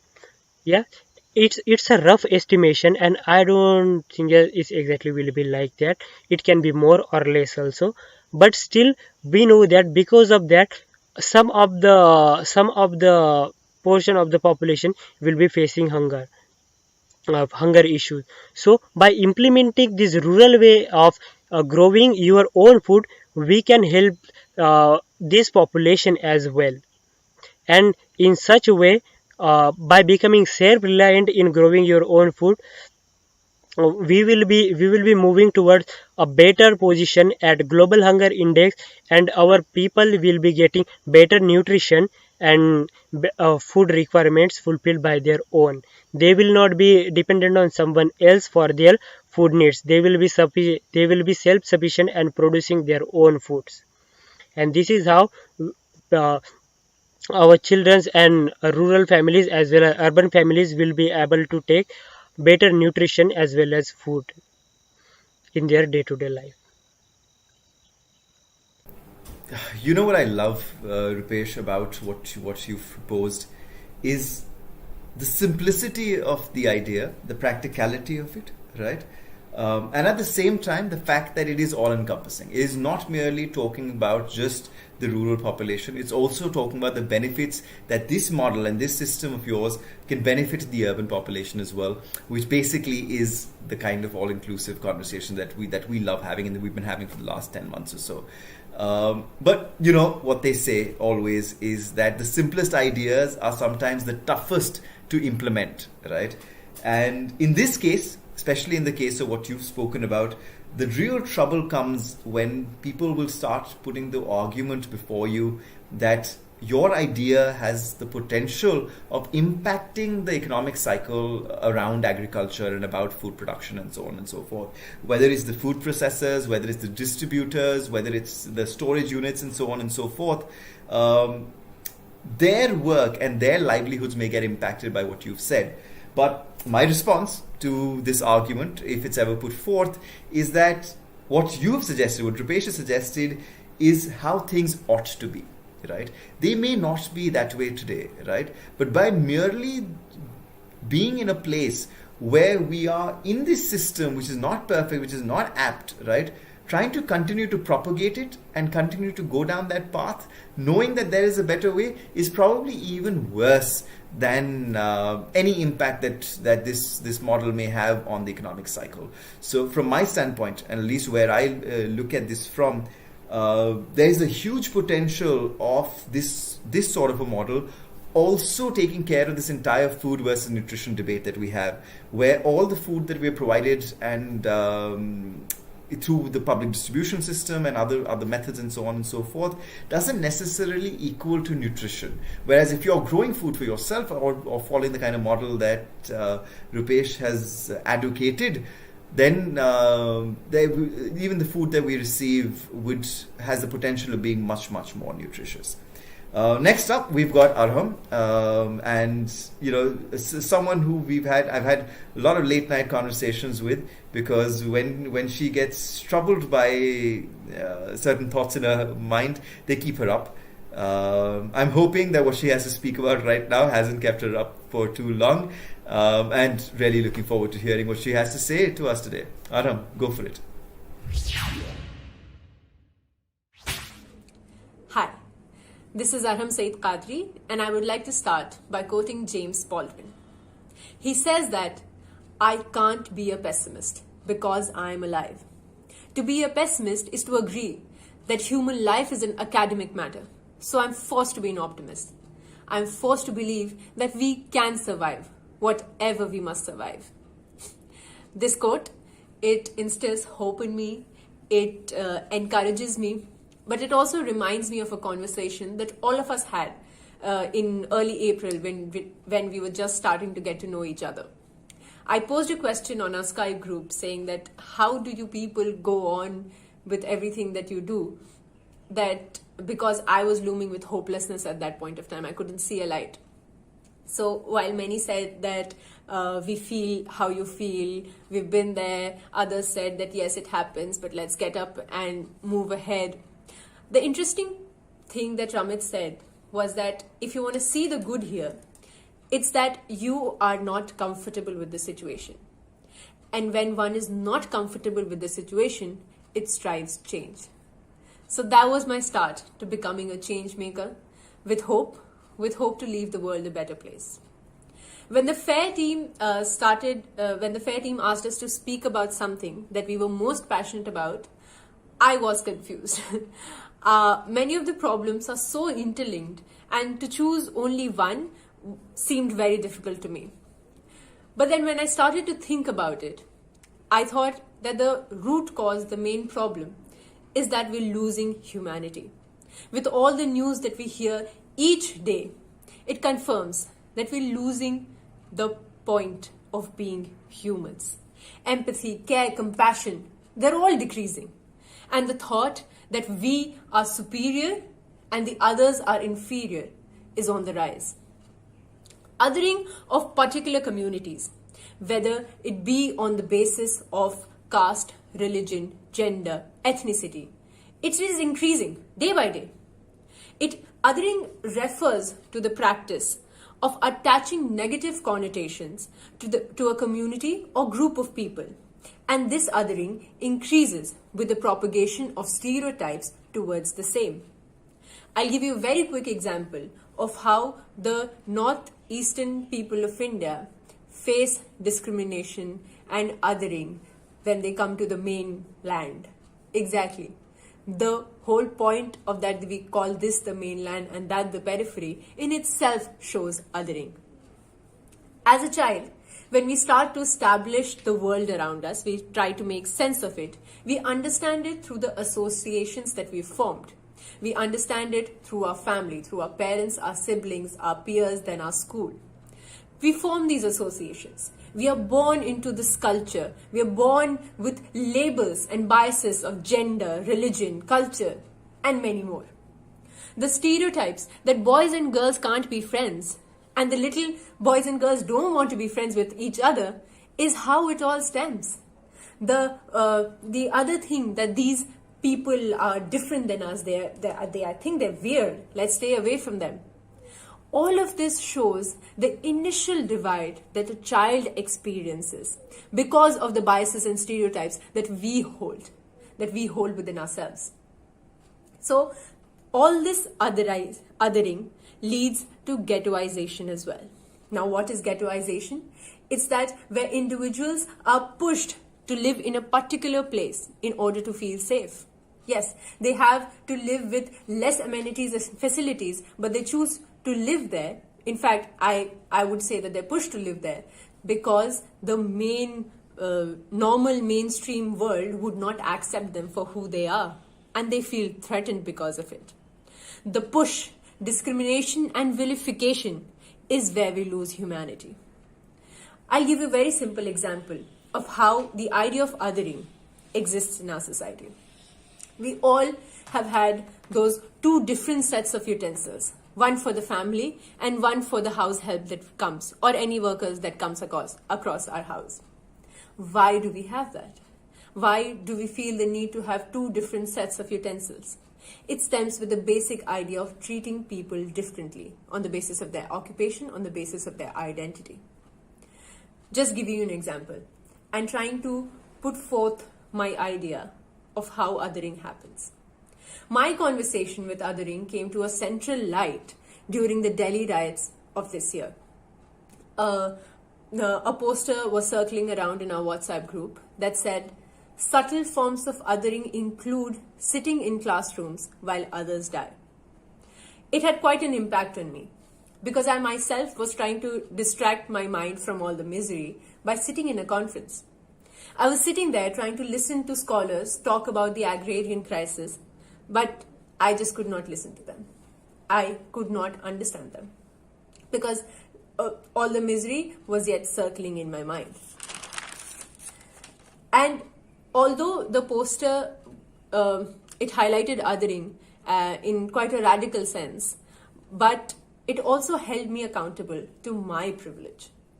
I was sitting in an air-conditioned classroom while the corner of my city was suffering, and suffering gravely. And now please understand why I'm using the corner here. Because the workers had pushed the Northeast Delhi compromises of a major low working class population. So those workers are pushed to the periphery of the city and are never given the right to the city. They're not considered as city dwellers. And that's why they were in the corner, and I, being the privileged person, was sitting in an air-conditioned classroom. Privilege is the advantage available to people based on their standing in the society. Now, this standing is determined by the identity that they hold. Now, again, I'm reiterating the fact that identity does not stand in isolation with the society or the biases that the society has within it. So, again, it consists of the privilege and underprivilege that entails with all the different identities that we hold with ourselves. The historical disadvantage of people gives rise to one's privilege. It is not merely economic in nature. A society like ours, the privilege that we have is not economic in nature, but has a hierarchy, social hierarchy and power structure of it. For example, when a person from the so-called lower caste community gains economic mobility, the person would gain economic mobility, but will not be accepted into the society as a higher caste person would. Most of the times, our privilege does not make us realize the atrocities that happen in the society because it does not affect us directly, and hence we fail to recognize it altogether. I'll give you an example that when I myself passed my 12th standard, I was against reservation. Yes, because I thought that, okay, we needed it when we got independence. Okay, it's been 60 years. Let's get done with it. And I see the general public is now suffering. I really did believe that. It was only after that I interacted with different people, studied more about it, that I realized the importance of reservation, the importance of people coming from those communities, taking a public space, standing up for themselves, moving forward, and further strengthening their stand in the society. Yes, my privilege never made me see the atrocities that these communities had faced. It broke my bubble. I started to realize how things happen and why things happen. I'm not here to vilify any privileged person and put them on a trial goat. I'm here to profess the idea of understanding our privilege, the power and the space it holds, and evolve from it and use it for people who are disadvantaged. When I use my privilege to understand the action of others, and hold it accountable. Even when it doesn't affect me directly, it provides a little space for the historically disadvantaged to make their own stories shine. I'm not asking here to give up your privilege. I don't think anybody can give up the privilege. But I'm asking you to use it for the underprivileged, because our privilege stems from the disadvantage of somebody else. Not saying that we are doing something wrong, but then again, who are we and who are they? We need to break these walls and divide. We need to break these stereotypes and try and understand the person beyond that wall of assumptions. Understanding each other to bring a greater humanity. The use of my voice to a person who is historically denied the same is important. It is important. I'll end with a famous quote of Martin Luther King Jr. Injustice anywhere is a threat to justice everywhere. We are caught in an inescapable network of mutuality, tied in a single garment of destiny. Whatever affects one directly affects all indirectly. Thank you so much. Thank you so much, Arham, for that. I think it's just so important for us to recognize that all of us individuals, every single one, is unique in our own way, right? And if we actually start in this process of othering, at the end of the day, we'll end up othering absolutely every single individual, right? And you know, to a large extent, we actually do, because what we end up doing is pigeonholing people on the basis of certain identities, which may actually not be their identity, maybe an identity that they're born into, not necessarily an identity of their own choice even. You know, you spoke about Northeastern women and Dalit women and so on and so forth. At the end of the day, wasn't their choice to be born in the northeast of India, was it? Right? But it's something that all of us, unfortunately, to a large part, keep forgetting. And for a lot of reasons, end up doing what we would otherwise consider to be incorrect and inappropriate by ourselves as well. But you know, for right now, what I would want to do, Aram, because right throughout when you were talking, I was thinking of all of these instances in my mind about my childhood, right, which I'd like to share with all of you. And I know it's my childhood, it's personal to me, but I'm fairly certain that in all of your childhoods, there would have been instances that would have also made you feel as if you were othered in some way or the other, whether you recognized it at that point in time or only ended up facing the ramifications thereof thereafter, right? So to start off, I was born in Rajasthan, so I'm a Sikh. We're supposed to be from Punjab, as what everyone thinks, but I was born in Rajasthan.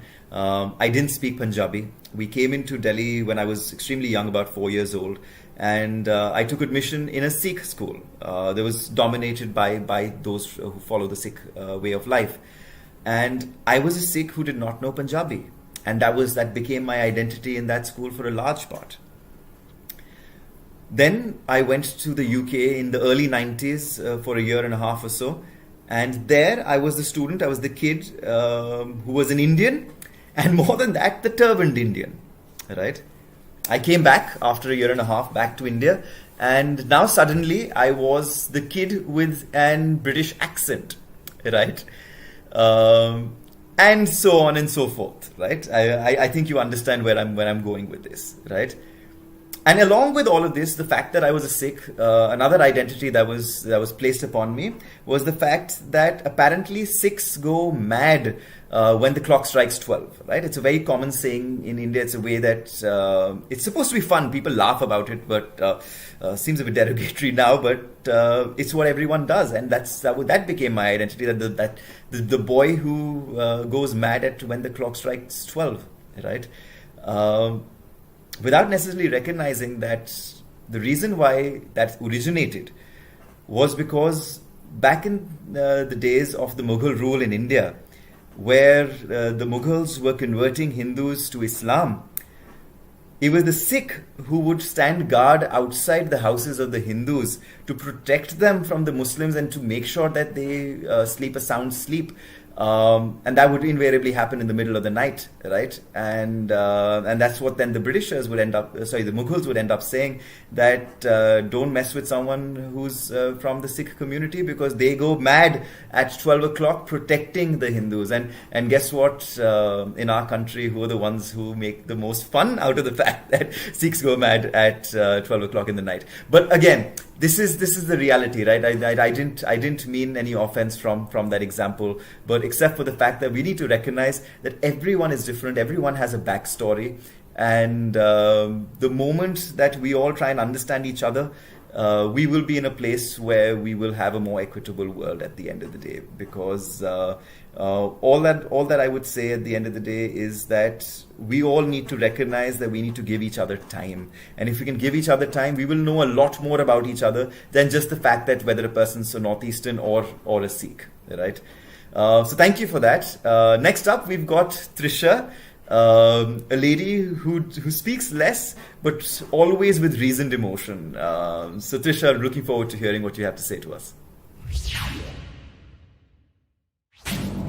The term intersectional feminism was coined by Kimberly Crenshaw, an American law professor, in 1989. It is a concept that emerged from black feminism and the struggles that black women faced in a society that was predominantly driven by the white people and where the black community was represented only by its men.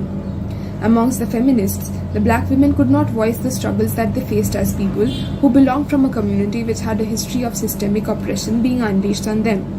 Amongst the black activists, they did not find a space to discuss their struggles as women. Their struggles were structurally different from that of black men or white women, and not merely a combination of their struggles as was usually perceived by outsiders. The Indian society is ridden by extremely complex hierarchical structures based on gender, class, caste, race, and religion. There has been a history of systemic violence against Dalit men and women over the years across the entire country in all societies, workplaces, places of education, and worship. There have been instances where Dalit students were driven to die by suicide due to the discrimination that they faced in their institutions.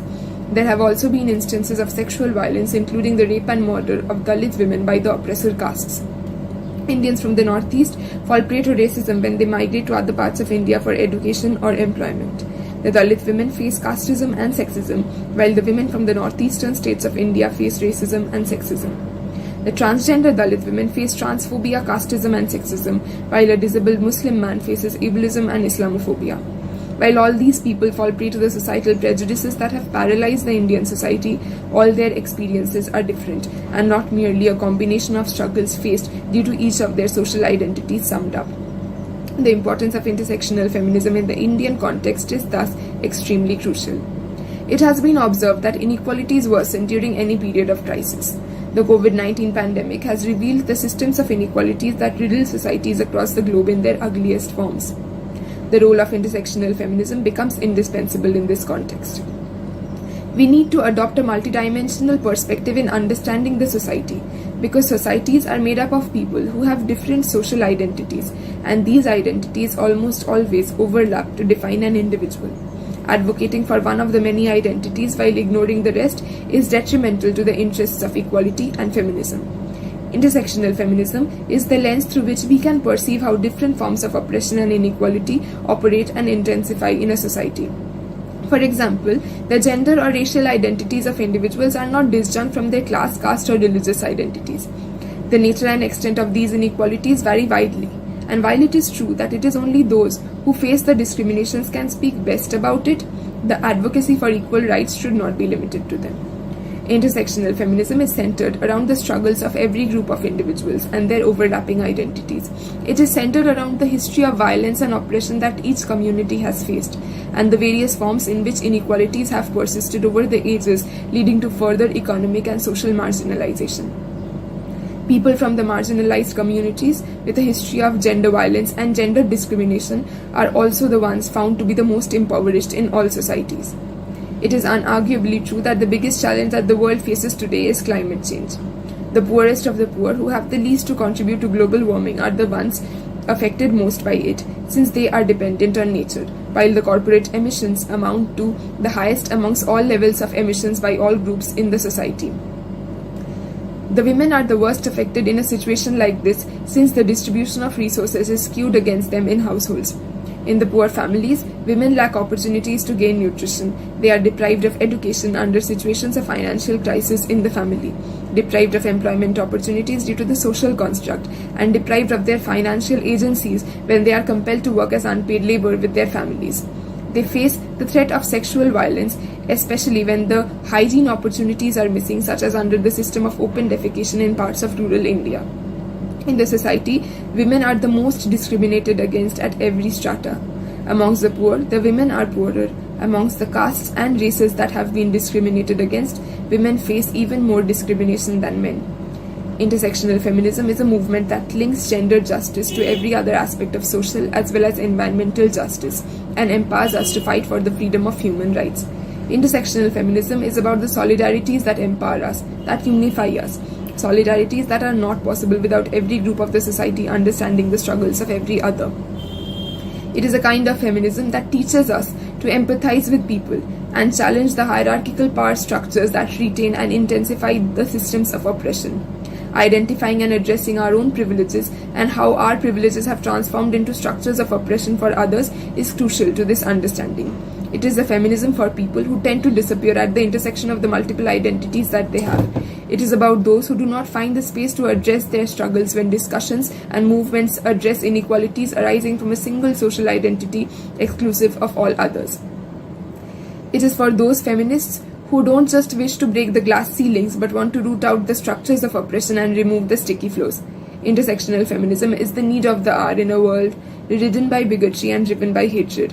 It is the feminism that society needs right now because feminism, if not intersectional, is not feminism at all. Trisha, I must say, that's just so typical of you, right?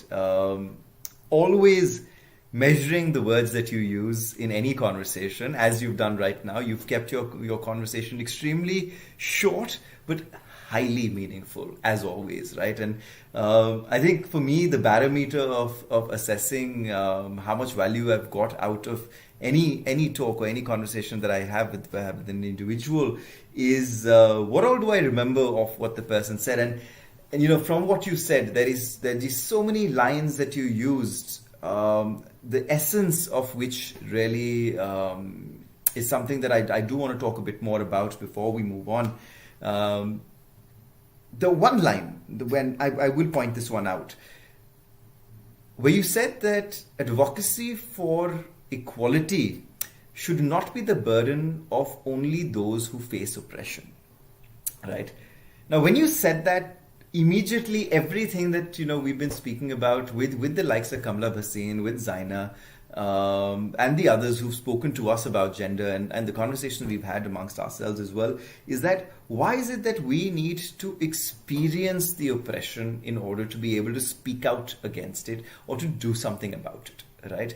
Today, this entire construct that we're in, where, even when you look at the Me Too movement and you look at other feminist movements across the world, for some reason, women are still seen as victims, right? And that's really the kind of mind frame that we need to try and get out from, right? The idea is not of being a victim. The idea is of being equal, of having equity, right? And I know we can have all these conversations about equality versus equity and so on and so forth. But at the end of the day, if it's the same for everybody, if the opportunities are the same for everybody, then this entire conversation that you were having right now would be a conversation that we don't need to have anymore, right? And that's really what my hope is, that at some point in time. But for that, this one line that you said, right? Those who have not been oppressed, who have not felt oppression, also need to speak up, also need to contribute towards making sure that we have an equitable world in which we live, right? And men are no different. Men are included in this as well, right? Because gender is not just women. Gender is also men. It's also all the other genders that we have in our world. And that entire set of human beings, all of us together, can truly make gender equitable, right? And we need to try and do that. Some of the things also that popped up in my mind, and I think because you spoke after Kuber, Ayush and Andrea, I think it really just tied everything in together also. This is the whole idea and concept of intersectionality also, right? Because at the end of the day, what Kuber said about listening to communities, right?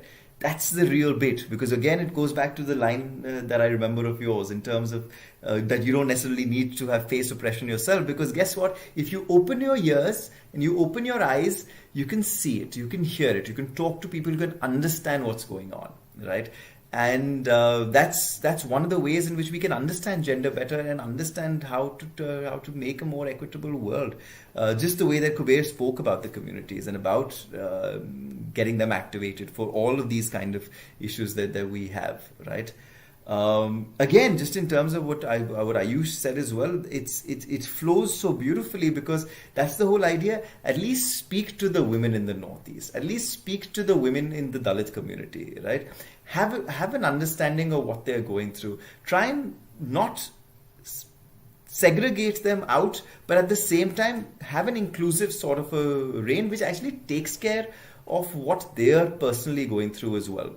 Right? And that whole idea of segregation and inclusivity and that entire chain is really what one needs to look at and try and figure out. And, just also tying it in with what Andrea said, this realization has to come from the fact that in any event, right, at the outset, women are faced with a challenge of being seen as women and not as human beings. That's the very first thing, right? Where again, the example that really stuck in my mind when Andrea was speaking was her whole example about Serena Williams and Roger Federer, right? Well, I'd probably end up saying she should have probably used Djokovic as an example, but it's true, right? Serena Williams throwing her racket down is her losing the plot, is her throwing a tantrum, is her tipping off the boiling point, whatever else, right? And all of those various negative connotations. Whereas if Federer or Djokovic lose their cool, it's in a way I'd probably end up saying it's a manly thing to do, right? And it is not necessarily seen in the same way as Serena Williams losing her cool. So all the kind of things that one needs to look at when we're talking about gender issues in toto. But I think just pulling back to what Ayush said, what Kuber said, and what you've been talking about is to really try and understand all these various dynamics that come into play when we speak of gender, and then trying to find a solution therefore. And again, finally, I'm repeating what you had said initially. Everyone needs to do this. All of us, irrespective of whether we face the oppression or not, need to collectively try and make a more equitable world. And if we do that, and as what we keep saying, it's not just about gender, then it's about absolutely everything else: race, caste, creed. We will be able to tackle all of that together in one massive sweep. Right? Okay, so we've got a few minutes. We're going to take a very short break of a few minutes right now before we move on to the next. During which time, of course, please feel free to go grab something to eat, go get yourself something to drink as well, and we will continue after this short break. During which time, we will play you a video a few times of tomorrow's schedule so that you can also look at all the exciting talks that we've got lined up for you tomorrow. All right? I'll be back in a few minutes, everyone. Thank you.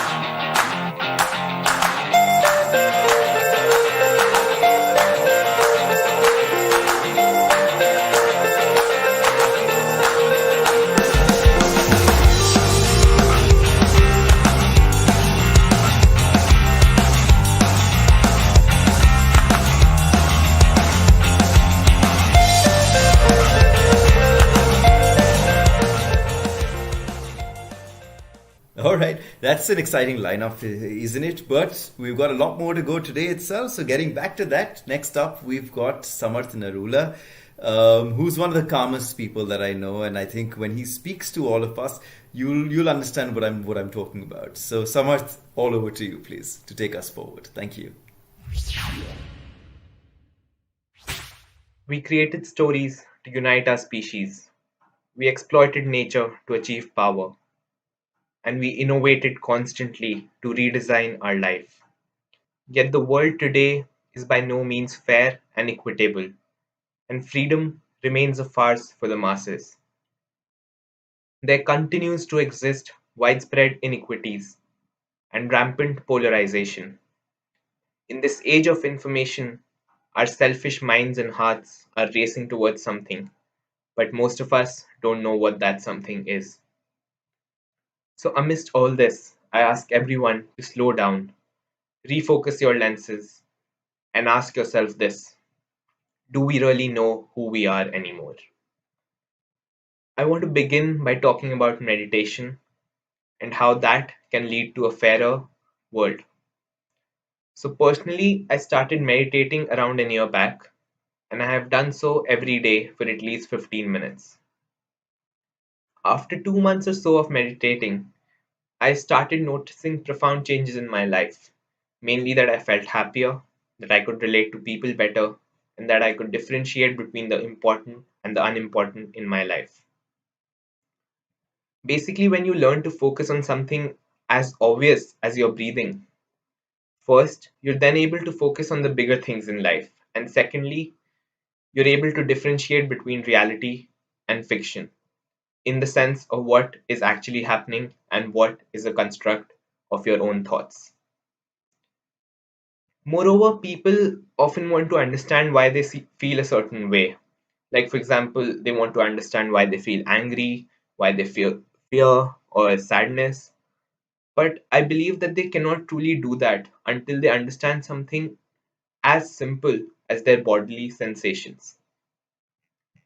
I contend that if people all over the world can make meditating a habit similar to the habit of brushing their teeth, then it can really change their outlook on life and change the world for the better as well. Thus, I feel that if meditation had such an effect on me, it can positively affect others as well and ultimately have a ripple effect on the world.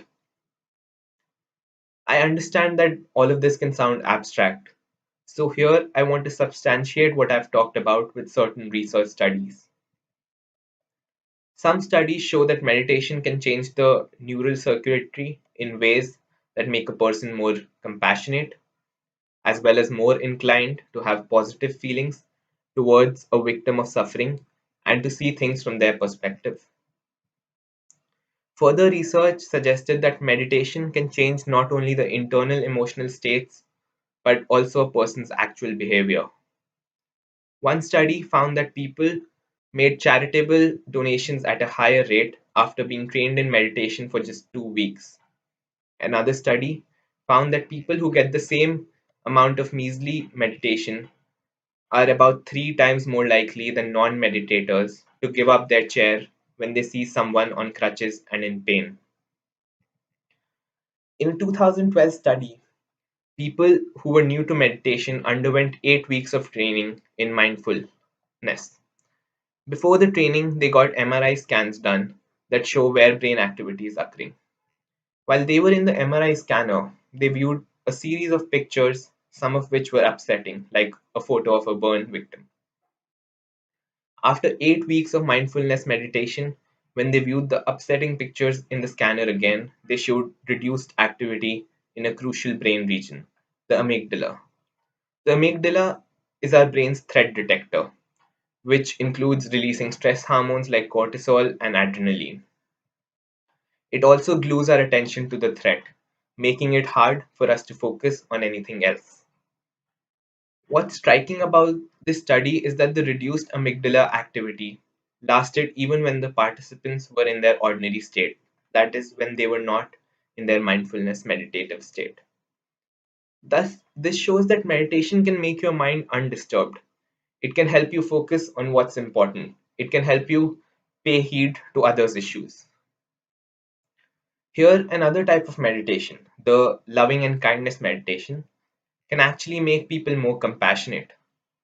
Davidson writes in his book The Altered Traits that loving kindness also boosts the connections between the brain's circuits for joy and happiness and the prefrontal cortex, a zone critical for guiding behavior. He further writes, and I quote, "The greater the increase in the connection between these regions, the more altruistic a person becomes following compassion meditation training." Thus, such evidence clearly shows that this world can indeed be made a better place, because compassion is really the need of the hour. It can lead to reduction in violence, reduction in conflict, and ultimately people would be better able to understand each other. Anyways, moving on, here I briefly want to talk about ungendering education, and then I will try to connect it to meditation. Let me start with a small story I heard once. Some British educators once went to a very remote village in Africa to look at the children there and understand how they lived their lives. They asked the children to race from point A to point B and told them that they would get food at the end of the race. What the children did was really surprising, and it shocked the educators. The children held hands and ran the race together and finished all together. This simple story has a very important lesson, and I believe this is also what feminist thinkers have been arguing for. That is mainly lateral thinking, cooperation, and uplifting everyone instead of just some. I feel that the whole idea of competition is steeped in and comes from a masculine approach to life. This race that you're running, survival of the fittest, all of this comes from a masculine perspective. Gendering of education, in fact, starts at the primary level itself. When, for example, he is commonly substituted for a person, or as a study found that the teacher's default assumption about girls is that they are innately less capable than boys and thus need to work harder to reach that level. As they grow older, this gender gap continues to increase, and all of this is apart from the access gap.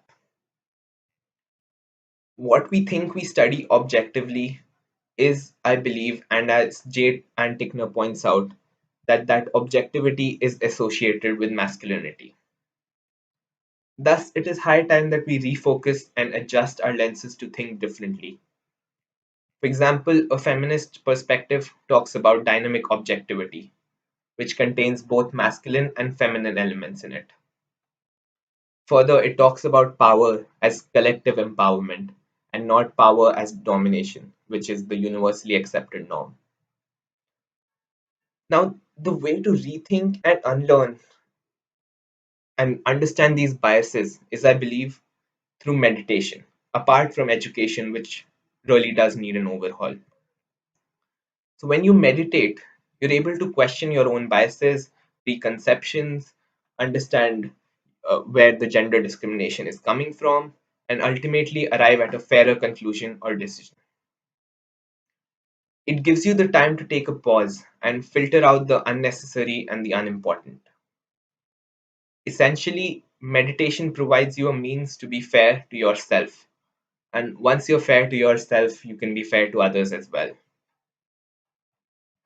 This combination, this mixture of meditation and ungendering education or adopting a feminist outlook towards life can go miles in changing the world for the better for all. It would help us do away with the we they attitude and appreciate the interconnectedness of all things. It would help us adopt the African worldview, wherein the individual is seen as acting within the social order rather than upon it. Thus, in a sense, I feel that as human beings, we are in some way morally obligated to meditate, if indeed, and it does makes us better people. Thus, to conclude, I would like to quote Dalai Lama. If every 8-year-old in the world is taught meditation, we will eliminate violence from the world within one generation. And violence here is not only in the parochial sense of the term, but it is all encompassing. It includes the violence within yourself and the violence outside. So, this is my way to a fairer world. Thank you. I can't agree with you anymore, Samarth. Our society today is moving at such a rapid pace, right? Across all domains, right? It's not just with respect to our minds and our society. It's also about things like machine learning, artificial intelligence, production, robotics. There's so much that's going on, and it's going on at such a mind-blowing pace that I fear that if we do not slow down, as what you have mentioned as well, there just may be so many more ramifications that we need to face, because something going at the kind of pace that we as a society are going right now rarely heads in the right direction. But again, not to be a pessimist, I do hope that we as our human race know what we're doing and where we're headed. One of the things that is often used as a criticism whenever anyone talks about slowing down or talks about why do we need to develop as fast as we do, and I know you're talking more from a mental health perspective, but I think the connotation of all that you've said is just rampant right throughout society. But what people say is that slowing down pegs society back, right? They say that why do you want to stop development, slow down development, and so on and so forth. But my real answer to that is quite simple. That if you do not know the consequence of what you're doing, the pace at which you do it will only lead you to consequences that you will then thereafter not be able to control, right? And that's just not a nice place to be. Another thing that you mentioned, which I can relate to, is where you said that violence is in the mind, and then you spoke about a few studies also which prove the fact that those whose mental health is more taken care of by themselves or through support are less likely to commit violent acts and so on and so forth. I think from my standpoint, I've always been taught by my elders whenever I've lost my cool when I was younger, that people shout and people scream and people get aggressive when they don't have anything to speak about. Right, when they're too afraid to talk, right? Because they know that if we have a more civil conversation, invariably we'll be proved wrong. So what's the next best thing? Let's scream and shout, right? And that's what ends up happening, right? If you are not clear in your thoughts, if you're not clear in your mind, that will translate to untoward acts which nobody wants in society, right? And it's really critical for us to make sure that not only do we declutter our mind, but we help everyone else around us declutter our mind as well, which is where some of the things that you spoke of, I think is extremely practical and straightforward in terms of something that we as an entire society can undertake and actually do something about, right? And I always say this, right? And I think it's something which again resonated with me at a very personal level. Whenever we're trying to look at society as a whole, is that you really can't understand someone else if you can't understand yourself first. If you're trying to understand societal issues and societal problems and concerns and so on and so forth, you first need to start with yourself and try and understand yourself better. But yeah, lots more that I could go on about, Samarth, but this is really fantastic, and thank you so much for this. I do hope that some of us end up taking some of your tips and do something about it. Next up, we've got Lavesh, who's also, in a way, going to be talking about mental well-being and mental health. It's something that he's very passionate about. He's been speaking about it right through these 10 odd months that he's been with us. So Lavesh, really exciting to looking forward to hearing what you have to say.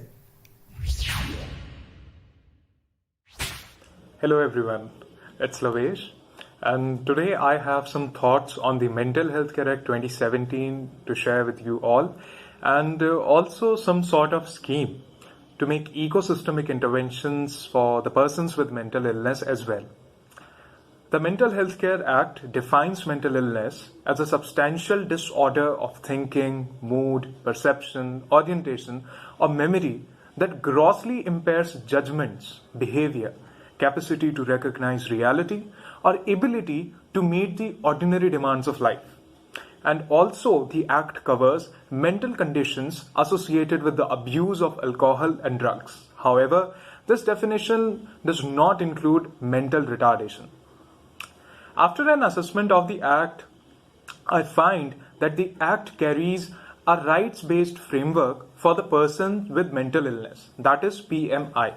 And there are a plethora of entitlements involving the rights of family home, living in the family home, and the right of community living. And at a very personal level, I feel that the Act is too centered on the individual, and that the Act is based on the premise that family, community, and institutions are the chief violators of the rights of PMI. While the Act creates inviolable entitlements, placing obligations on various authorities, it, in my personal opinion, does not integrate the positive role, participation, and contributions made by family and the community at large, that they are not being recognized as partners in cares. Why only mental health care establishments and government authorities are seen responsible for the treatment, care, and rehabilitation of PMI? Mere legal entitlements and placing obligations on authorities do not suffice alone. We need to recognize that. And therefore, we need to undergo an ecosystemic overhaul, from methods to raise levels of awareness to destigmatization of the socially taboo subject, mental illness. So there should be an entrenched and integrated arrangement wherein there are positive and contributive interventions for PMI, not only at individual level, but at a systemic level.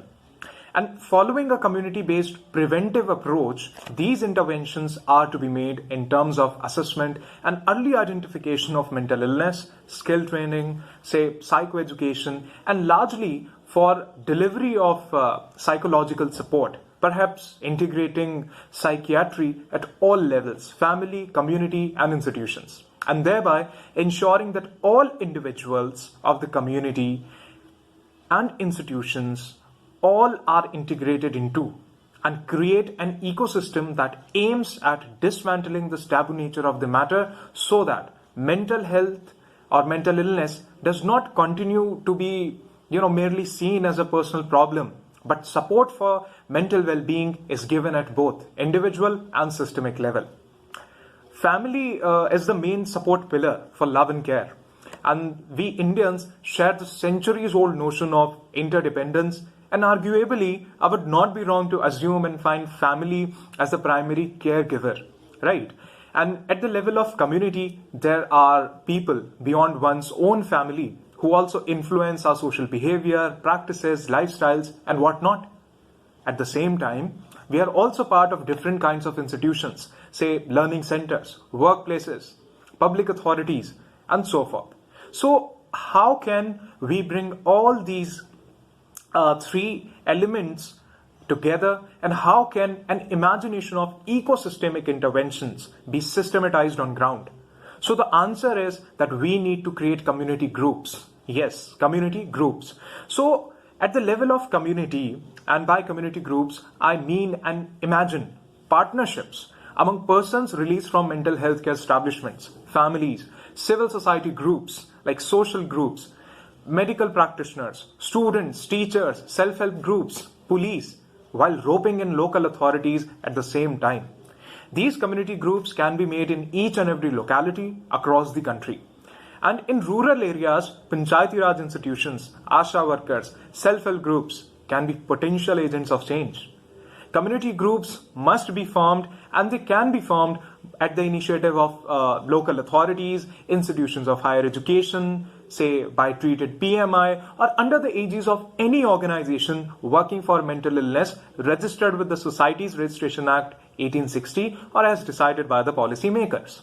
Now, these community groups, once formed, will be mandated with the task of organizing sessions on mental health and related issues, imparting skill training to the attendants, raising awareness about the entitlements of PMI, monitoring mental well-being of the people in their specific locality, with the use of technological applications, say somewhat similar to the Arogya Setu application, checking any violation of the rights of PMI, registering homeless individuals if they require mental health care, and provide them and all others assistance to access mental health care services. At the same time, community programs are also a part of such a scheme. So community programs will be held, and they can be held at open places, public parks, RWA community centers, and at other locations. And depending on the population figures, multiple community groups are to be formed even within a single locality. The appropriate government, however, I personally feel will have to take care of the financial costs and aspects of the community groups. And we really need an aggressive push to greater budgetary allocations and fixed allocation for such programs, while ensuring at the same time that there is proper utilization. Talking about the session as to in terms of what will be taught. So curriculum development is an integral part of such a scheme. So curriculum development for skill training is to be determined, and this will be determined by appropriate government as well. And this has to be contextual and specialized, keeping in mind the requirements of different age groups, occupations, sex composition of the population, and other parameters as deemed fit. So when skill training has been imparted with adequate knowledge, a family would now be in a better position to look after the mental well-being of its members and to deal with matters of mental illness. At the level of institutions, say at schools, mental health and well-being must be made a compulsory subject. And from 7th class onwards, this subject be introduced, and the entire course shall span 4 years. That is till class 10. And for the subsequent 2 years of schooling, that is for classes 11 and 12, a mentor and mentee program should be run, wherein students of classes 11 and 12 would be mentoring their juniors at school. And this will be, I'm sure, advantageous in many ways, say in ways of practicing and applying whatever they have learned in the previous 4 years. Dedicated sessions and lesson plans for parents should also work simultaneously. At the level of college, all first-year students must be made part of their community groups. Students of courses such as social work, psychology, psychiatry, and the like should be sent to areas where community groups have not been formed. And in such areas, these students and the institutions of higher education can be potential actors in not just forming community groups, but enabling them to function with adequate assistance from the appropriate government. At workplaces, frequent sessions on mental health, again, specially designed to be organized with compulsory participation. But we also need to be cautious, because such a scheme needs an aggressive push. So no laxity shall be tolerated. And that this aggressive push has to be implemented in a time-bound manner with a roadmap. So the first 2 years since the enforcement of such a scheme would be for curriculum development and training. While curriculum has to be specific, keeping in mind requirements of different groups of population, all the members of a community group, say teachers, medical practitioners, treated PMI, representatives from civil society groups, local authorities, corporate entities, etc., shall be trained and certified, so that these now trained and certified people can go out and administer the skill training to others, and proper training on performing their roles, responsibilities, duties, and entitlements of such people should be enunciated at the same time. In the next 4 years, it can be mandated to form community groups across the country. So in the first 2 years, the people who would be becoming part of these community groups, they would be trained and certified, and thereafter, after the completion of their training and certification, they would be going out and forming community groups. So here, those who were trained and certified, they would be now carrying expertise with them as to how to convince people, how to form these community groups, and to enlarge the size of these community groups, right? So thereby these groups will not only be contributing to forming such groups, but also they would be, once having formed these community groups, imparting skill training to the masses at common places. Now sessions on the curricula can be organized at schools, community centers, etc. So more and more people are being trained and involved in the process. Meanwhile, these community groups will be formed and they would also be starting their endeavors. So all the activities that would fall under the scope of community groups will be organized at different places. And at the same time, we need to be appreciative, and if there is any innovative practice, then that must be encouraged, promoted, and adopted widely. So after these 2 + 4, that is 6 years, shall start the period of evaluation. And here, anonymous surveys on levels of awareness in terms of overall mental health can be conducted. And after the evaluation is done, the government shall determine desirability of these provisions and modify the scheme as deemed fit. Apart from this, I would also like to raise a question, and that is how can we ensure family living to a PMI? What can be done to encourage people to accept and accommodate PMI? Of course, treated PMI. And even if not the treated PMI, then how these families need to be persuaded, how we need to, and to what extent we need to, convince these people, how we can sensitize them, right?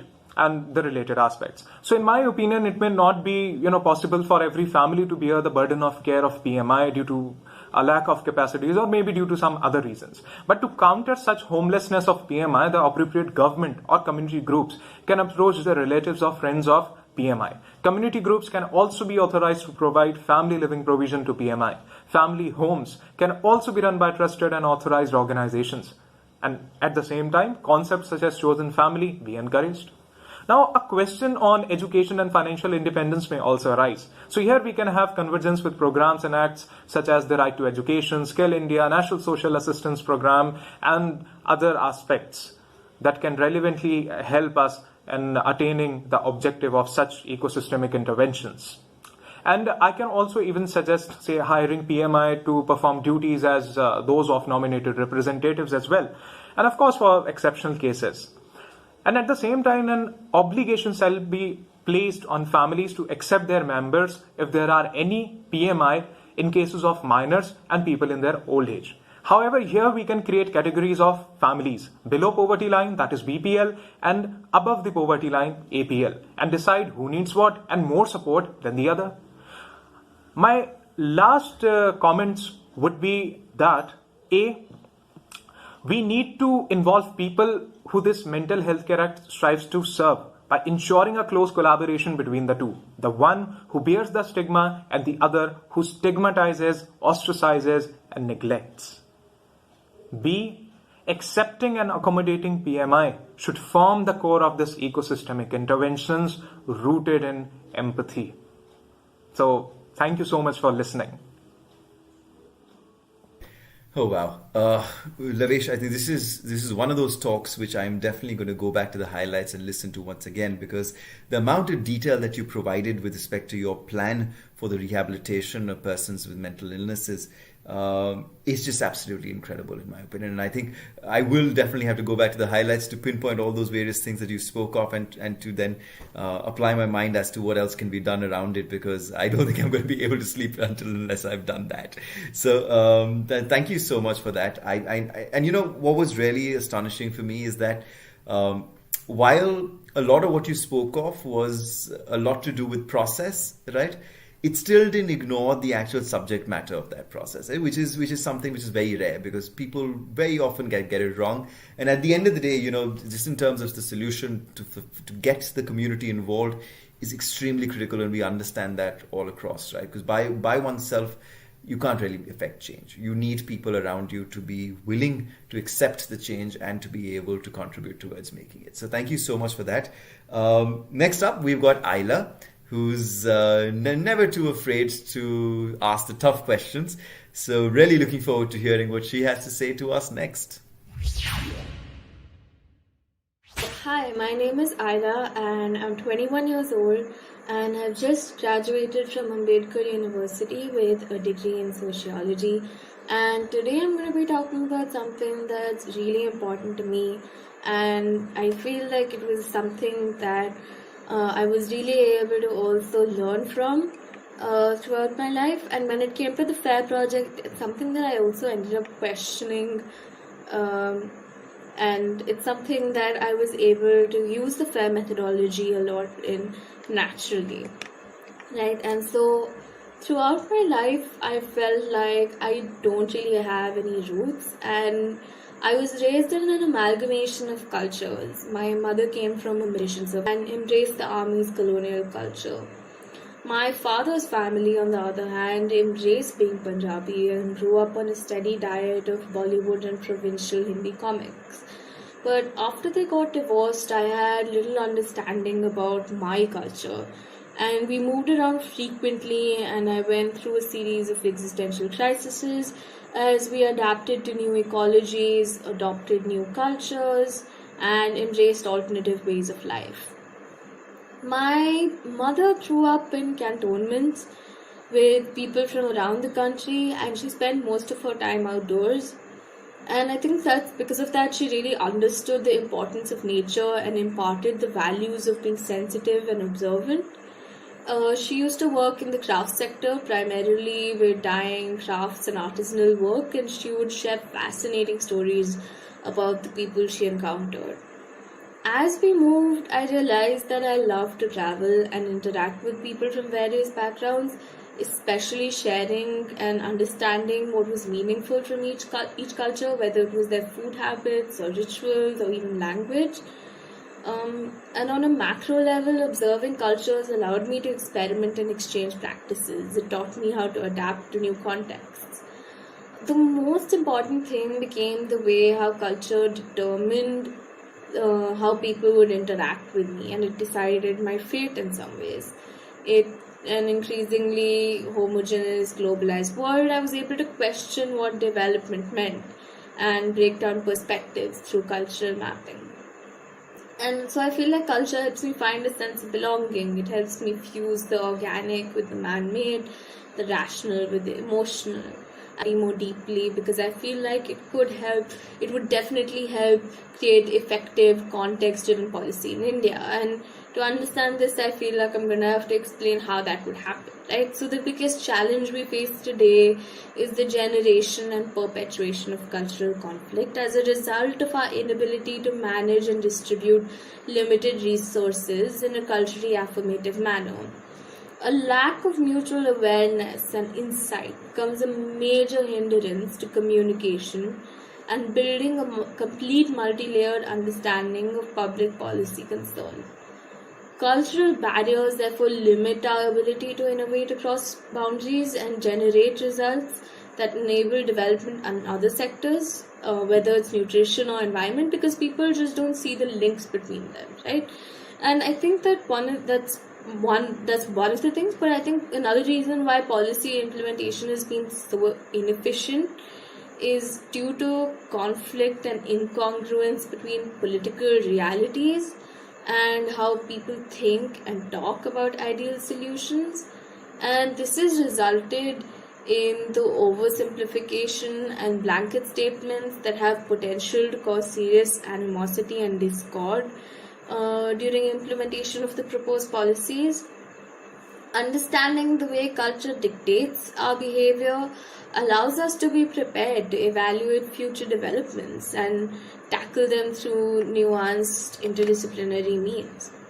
So, while culture adapts to changing contexts, relatively fixed structures, say like businesses or governments or other institutions, need to keep up with cultural intelligence, to keep up with the fast-paced shifts. Cultural intelligence is all about understanding shared meanings and learned behaviors to grasp how and why we feel a sense of belonging and learn how to generate and maintain a sense of mutual and multicultural cohabitation. So the decisions that we make are often based in our cultural context. They're influenced by the decisions of those around us and the precedents set and accepted by the majoritarian cultural group.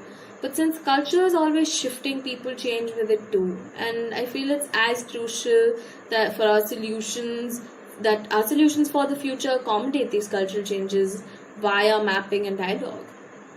And all of this is tied to the larger question of identity. And identity is those qualities, beliefs, traits, and expressions that define a person to a group.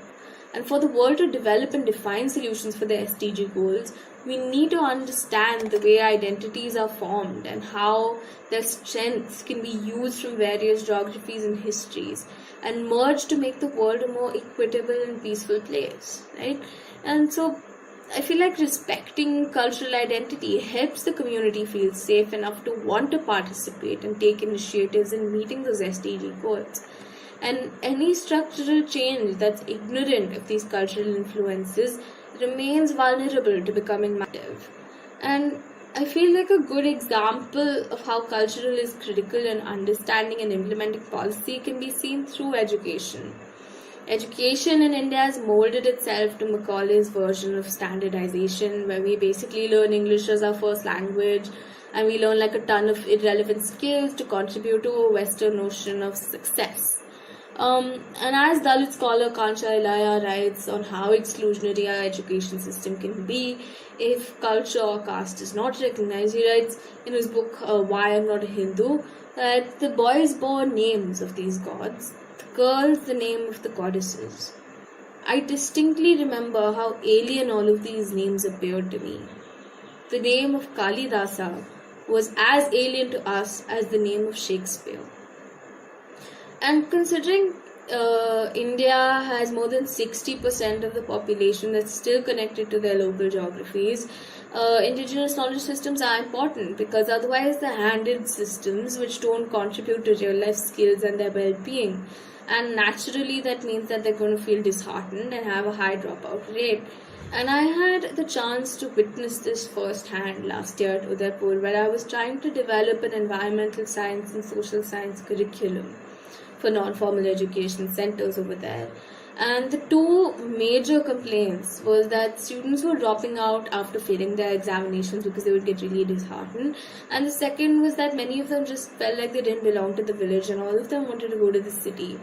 But after working for 1 year in the city, they would all come running back due to the poor quality of life, and then they had nothing to do in the village itself because they had no skills that could be used and that they could help out, that could be used in the field.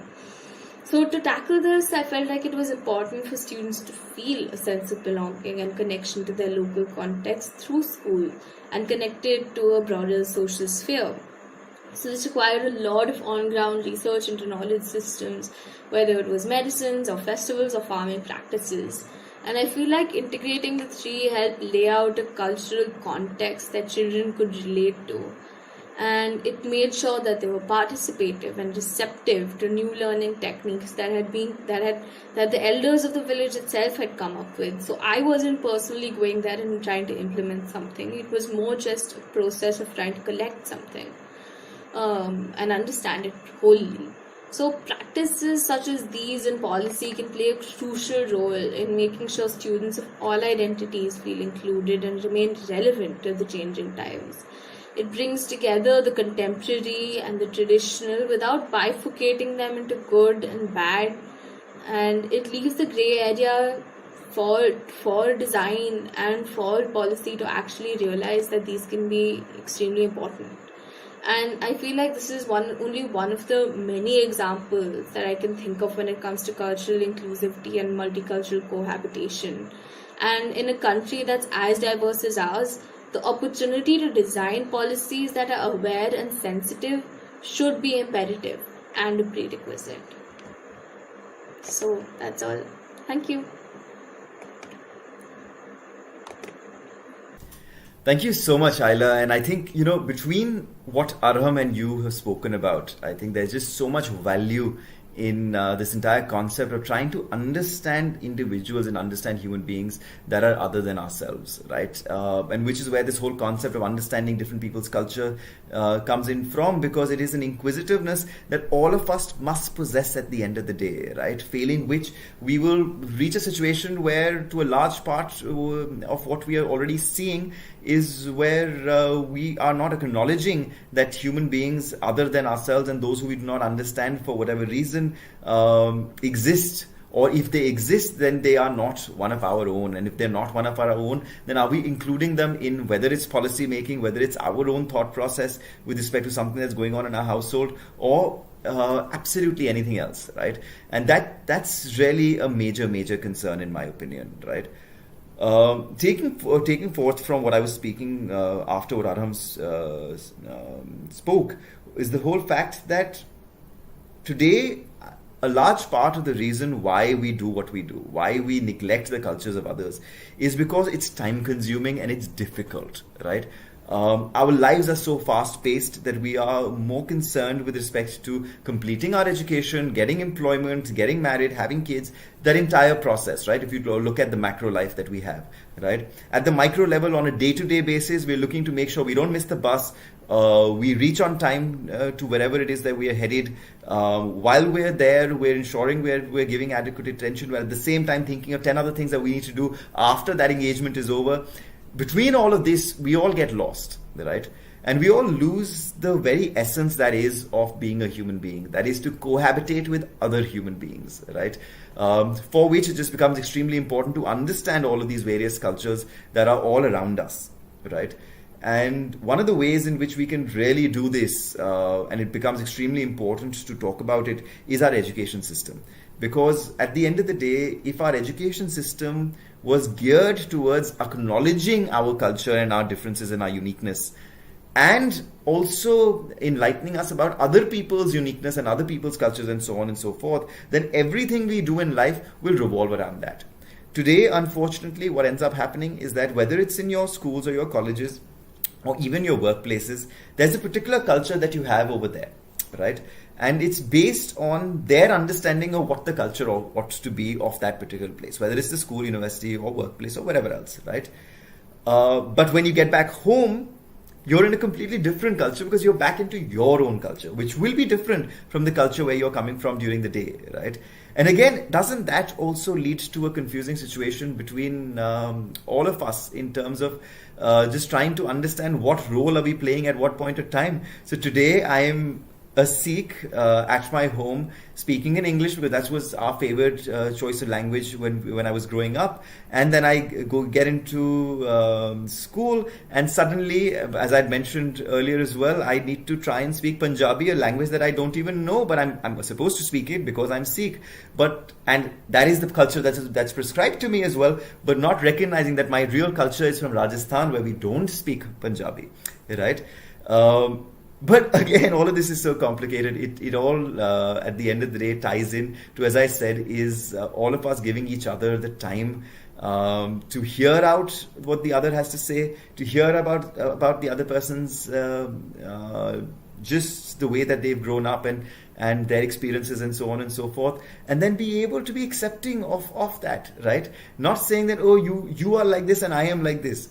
This is how you do a particular thing. This is how I do a particular thing. But at the end of the day, we're still doing the same thing. We're still conversing. We're still talking, or whatever it is that in your culture it is that you do, right? And that acceptance becomes very, very important. And it will only come when we get exposed to more and more of uniqueness of different individuals, right? And the moment that happens, we will be then able to work together, collaborate, cohabitate, and do all the wonderful things that we're seeking out to do, right? Also, as what Kuber and Ayush were talking about, communities at the end of the day, right? Just today, a while back, and how it's so important to be looking at communities, and that, for me, that translates into the culture of those communities as well, which is also what you're talking about at the end of the day, right? And that really then gives us that middle ground between the individuality of a person and the worldview, to a place in the middle where we're working with communities and where we're working with societies where there can actually be tangible change that can be drawn out, right? So thank you so much, Ayla, for that, and to Aram as well, because I think it just tied in so beautifully with both of you speaking in such close proximity, right? Next up, we've got Om, who is a Spanish professor, but more than that, I think he's a man with extremely deep thoughts. He's always careful of the words that he uses. And always acknowledges when he believes that he has misspoke or he has used words that were perhaps not appropriate at that point of time, right? And that mindfulness is absolutely fantastic. So, Om, looking forward to more of the same from you, going forward. Please. Multiple studies published in peer-reviewed scientific journals show that 97% or more of climate scientists agree that warming of Earth over the past century is extremely likely due to human activities. In addition, most of the leading scientific organizations worldwide have issued public statements endorsing this position. The Intergovernmental Panel on Climate Change, a UN body, states that the climate change is the defining issue of our time and we are at a defining moment. From shifting weather patterns that threaten food production to rising sea levels that increase the risk of catastrophic flooding, the impacts of climate change are global in scope and unprecedented in scale. The UN body also urges us to take drastic steps today. According to the World Bank, India's per capita carbon dioxide emissions stand at 1.8 metric tons, which are much lesser than the Western countries. However, India's strong 1.3 billion population makes India world's third largest greenhouse gas producer. India emits 7% of global emissions. With over 17% of world's population living in under 2.5% surface area of the world, India is introducing reforms in the environmental sector to create more jobs and lift people out of poverty. However, such reforms have proven detrimental to the environment in the past, and therefore it's imperative that India addresses its exploding population crisis. Currently, India is the second most populated country in the world. India is projected to surpass China to become world's most populous country by 2024. It is also expected to become the first country to be home to more than 1.5 billion people by 2030. While I respect the free will of Homo sapiens and understand that humans have the right of consensually procreating and deciding for themselves the number of offsprings they would like to have, in India, this right is putting our environment under tremendous stress. It's changing the weather patterns. We have already seen unusual weather patterns this year throughout the Indian subcontinent. The winter hasn't even started yet, and the air quality in Delhi has reached hazardous levels. The rivers, which are lifelines of India, are extremely polluted.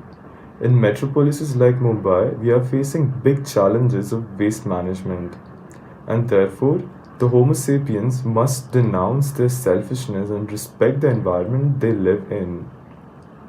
It's undoubtedly clear that in the near future, human impact on the environment is going to increase the temperatures further. It's going to rise the sea levels, cause flooding, and make lives of millions of humans at risk. Pollution is already taking lives of millions of children worldwide. We can avoid all of that human suffering by controlling our population today. Let's stop being hypocrites and only care about procreation while we conveniently ignore what happens to these humans after they are born. It's unethical that the pro-natalist lobbyists ignore the suffering that the millions have to go through because of the environment and the environmental factors. India is also one of the most unequal countries in the world. The top 10% of Indian population holds 77% of the total national wealth. 73% of the wealth generated in 2017 went to the richest 1%, while 67 million Indians, who comprise the poorest half of the population, saw only a 1% increase in their wealth. And birth rate is particularly high in these marginalized poor communities. In order to create more jobs, attract investments, and lift people out of poverty, the governments have to sacrifice our environment. It could be observed that the increase in population in India is directly proportional to the environmental deterioration in the subcontinent.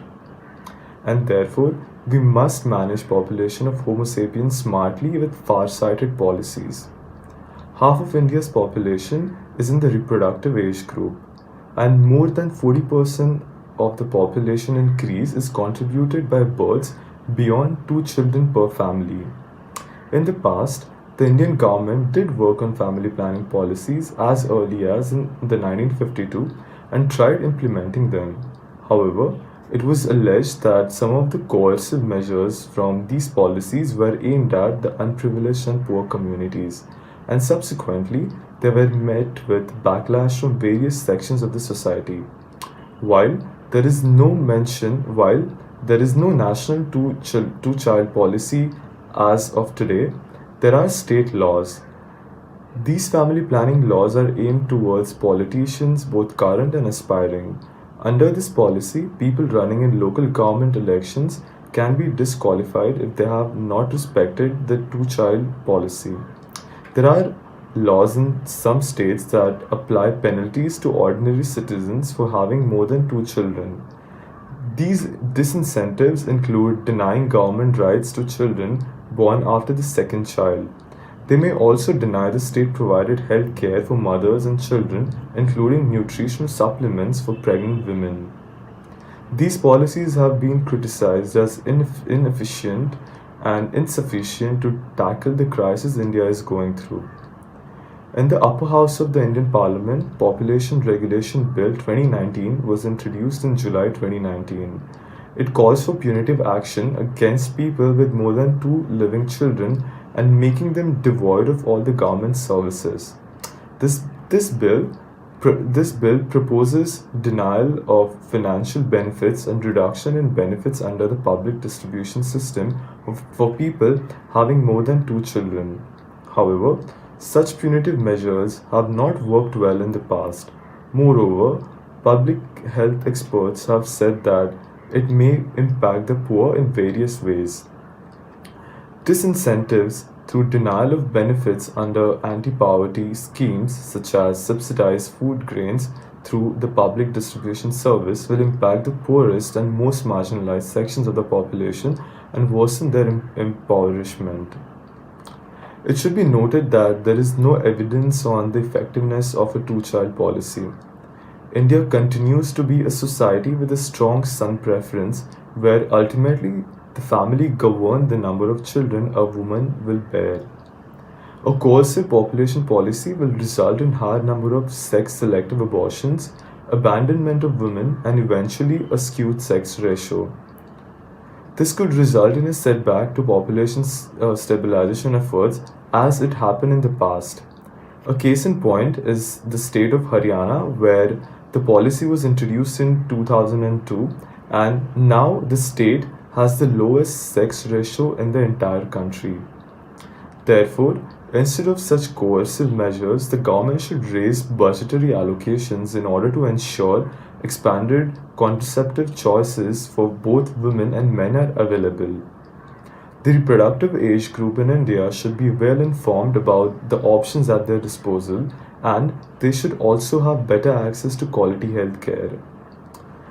According to a study, 76% married Indians reported significant problems in accessing a choice of contraceptive methods. The availability of contraceptives is a problem for people in India. In 2009, 48.4% of married women were estimated to use a contraceptive method. About 3/4 of these were using female sterilization, which is the most prevalent birth control method in India. It is also the most lethal method, which has taken lives of thousands of women so far. The genesis of skewed demand for contraception and restricted contraceptive supply essentially lies in India's official family planning program. Right from its inception, the program has focused on birth limitation rather than birth planning. Future increases in contraceptive prevalence in India will be contingent upon meeting family planning needs of young married women who are in the process of building their family, and not the family planning needs of women who have completed their family building process. Recent studies suggest that the demand for family planning in these women is quite substantial. Family planning service delivery system must meet this demand. India is also a very diverse country. In the context of policy and universal access to family planning services, there is a need to enhance the effectiveness and the capacity efficiency of organized family planning efforts so that these efforts can address specific family planning needs of the women with distinct social, economic, and personal characteristics. The reach of family planning efforts in the country is quite substantial, but this reach is virtually confined to specific groups of women. Studies also suggest that contraceptive preferences of different groups of women are quite different, although very little is known at present about the reasons behind differential contraceptive preferences and choice of different groups of women. It is the need of the time that the family planning efforts in India explore the determinants of different contraceptive preferences and choices across different women groups and reform themselves to address these preferences and choices in an efficient yet most effective manner. In Sri Lanka, fertility rates were stabilized by increasing the minimum age of marriage for women. This move was made more effective by ensuring that the girls stay in school and complete their education. In India, the legal age to get married for women is currently 18 years. It should be increased and women's education should be prioritized and incentivized.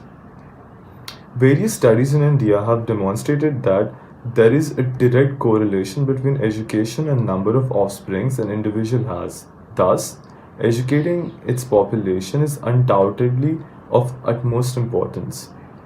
Women's education and workforce participation are critical for ensuring that the girls take up higher education, become part of the workforce and the economy. This way, we can reduce the stress on our environment and our habitat and significantly reduce human suffering as well as reverse India's population trend for a sustainable future. Thank you. So, I really want to thank you, Om, for bringing this conversation back to the fore, right? I think population control is something that all of us have somewhere or the other put on the back burner, right? And it's something which is extremely dangerous. I have a theory as to why it's on the back burner for the last few years. It's because of the increase in consumerism, right? And then just the way that we look and we map every sort of consumer behavior in our world today, where we are only talking about numbers, 300 million, 500 million, and so on and so forth, user bases of technology companies, the consumption of FMCGs, and so on and so forth. It's all down to the numbers, right? And if there are more people on this planet, there will be more people who will consume these products and services, which will then effectively lead to larger economies and which leads to more profits for those who are benefiting from this level of consumerism, right? But I think in that entire thing may sound a bit cynical, but it's a question that we need to ask, right? It's a question we need to ask ourselves as to why is it that in the last few years we've not really been speaking about population the way that we were in the 80s and the 90s and so on and so forth, right? And perhaps there's an answer there in that question which will help us understand this entire concern about overpopulation on our planet and then the consequent impacts, not just on climate, but on absolutely everything else in society as a whole as well, a bit better, right? One other thing that I've always wondered in terms of population is this entire construct around bloodlines, and why are bloodlines as important as they are in our world today, and why do we give them that much relevance? Because come to think of it, if we were all equal and we all considered each other as equal, bloodlines would be absolutely irrelevant, right? I think there's a large part to the relevance of bloodlines to our recognition that there are certain people in certain countries who are not as developed as the other. There are certain sexes which are not as developed as the other. Again, the whole concept of gender equality. There are certain races that are not as developed as the other, and so on and so forth, right? The moment we try and create an equal world, automatically I think you will see that bloodlines become even less important, and then the whole opportunity that we have to control our population through adoption, through taking care of our orphans and so on and so forth, this expands so much more rapidly and allows for us to take care of this very, very important concern that you've mentioned. Next up, we've got Shriparna. She's one of our changemakers who's been on the ground pretty much right throughout COVID, working on the ground in one way or the other. And every time she speaks, she brings her practical experience to her conversation. So I'm looking forward to hearing what she has to say. Namaste everybody, I'm Sriparna Sarkar, and today I'm going to talk about the coexistence of gender and nutrition. So we have always been told that what is sauce for the goose is sauce for the gander, and honestly I'm really afraid if it is so. So today I propose to show that the nutritional needs of men and women are different, and to understand this properly we need to analyze in detail the conditions of accessibility, availability, affordability as well as absorption. Well, now I will not be able to get into the entire details here due to lack of time. Honestly, however, we know that structural factors create a lot of variation in these domains. For example, thus due to the PDS system, the public distribution system in India, food may be available to all irrespective of gender. Many women cannot access it due to constraints of mobility or simply because they cannot afford it. But we all know that chronic undernutrition in early childhood leads to recurrent diarrhea, which in turn again impacts to absorption. Now the question is, are boys and girls impacted differently? Like, let's take one example in this instance, that the PDS shop is 2 kilometers away in a hilly area.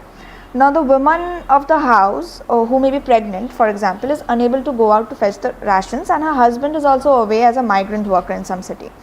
So these are such real life cases, and it amounts mostly in hilly and forest areas of the country inhabited by Adivasis. So we often tend to believe that girls are more malnourished than boys. Well, is that really so? If we consider the Global Nutrition Report 2020, it shows that in India, in the age group of 0 to 5 years, boys are more malnourished than girls. So this has been substantiated by the National Institute of Nutrition, and data shows that even in the adolescent, boys are more malnourished than girls. It is much later that men are better nourished than women as adults, but how do we actually explain all of this? So that is where the question arises. So first of all, we do not have adequate data at the micro as well as the micro level to understand this further. So in fact, while the Global Nutrition Report shows bizarre inadequacies honestly in the data, since it is simply not available at all. Now the latest we have is the National Family Health Survey 4 data, which was published I think in the year 2015. But again, it was collected in the years of 2013 and 14.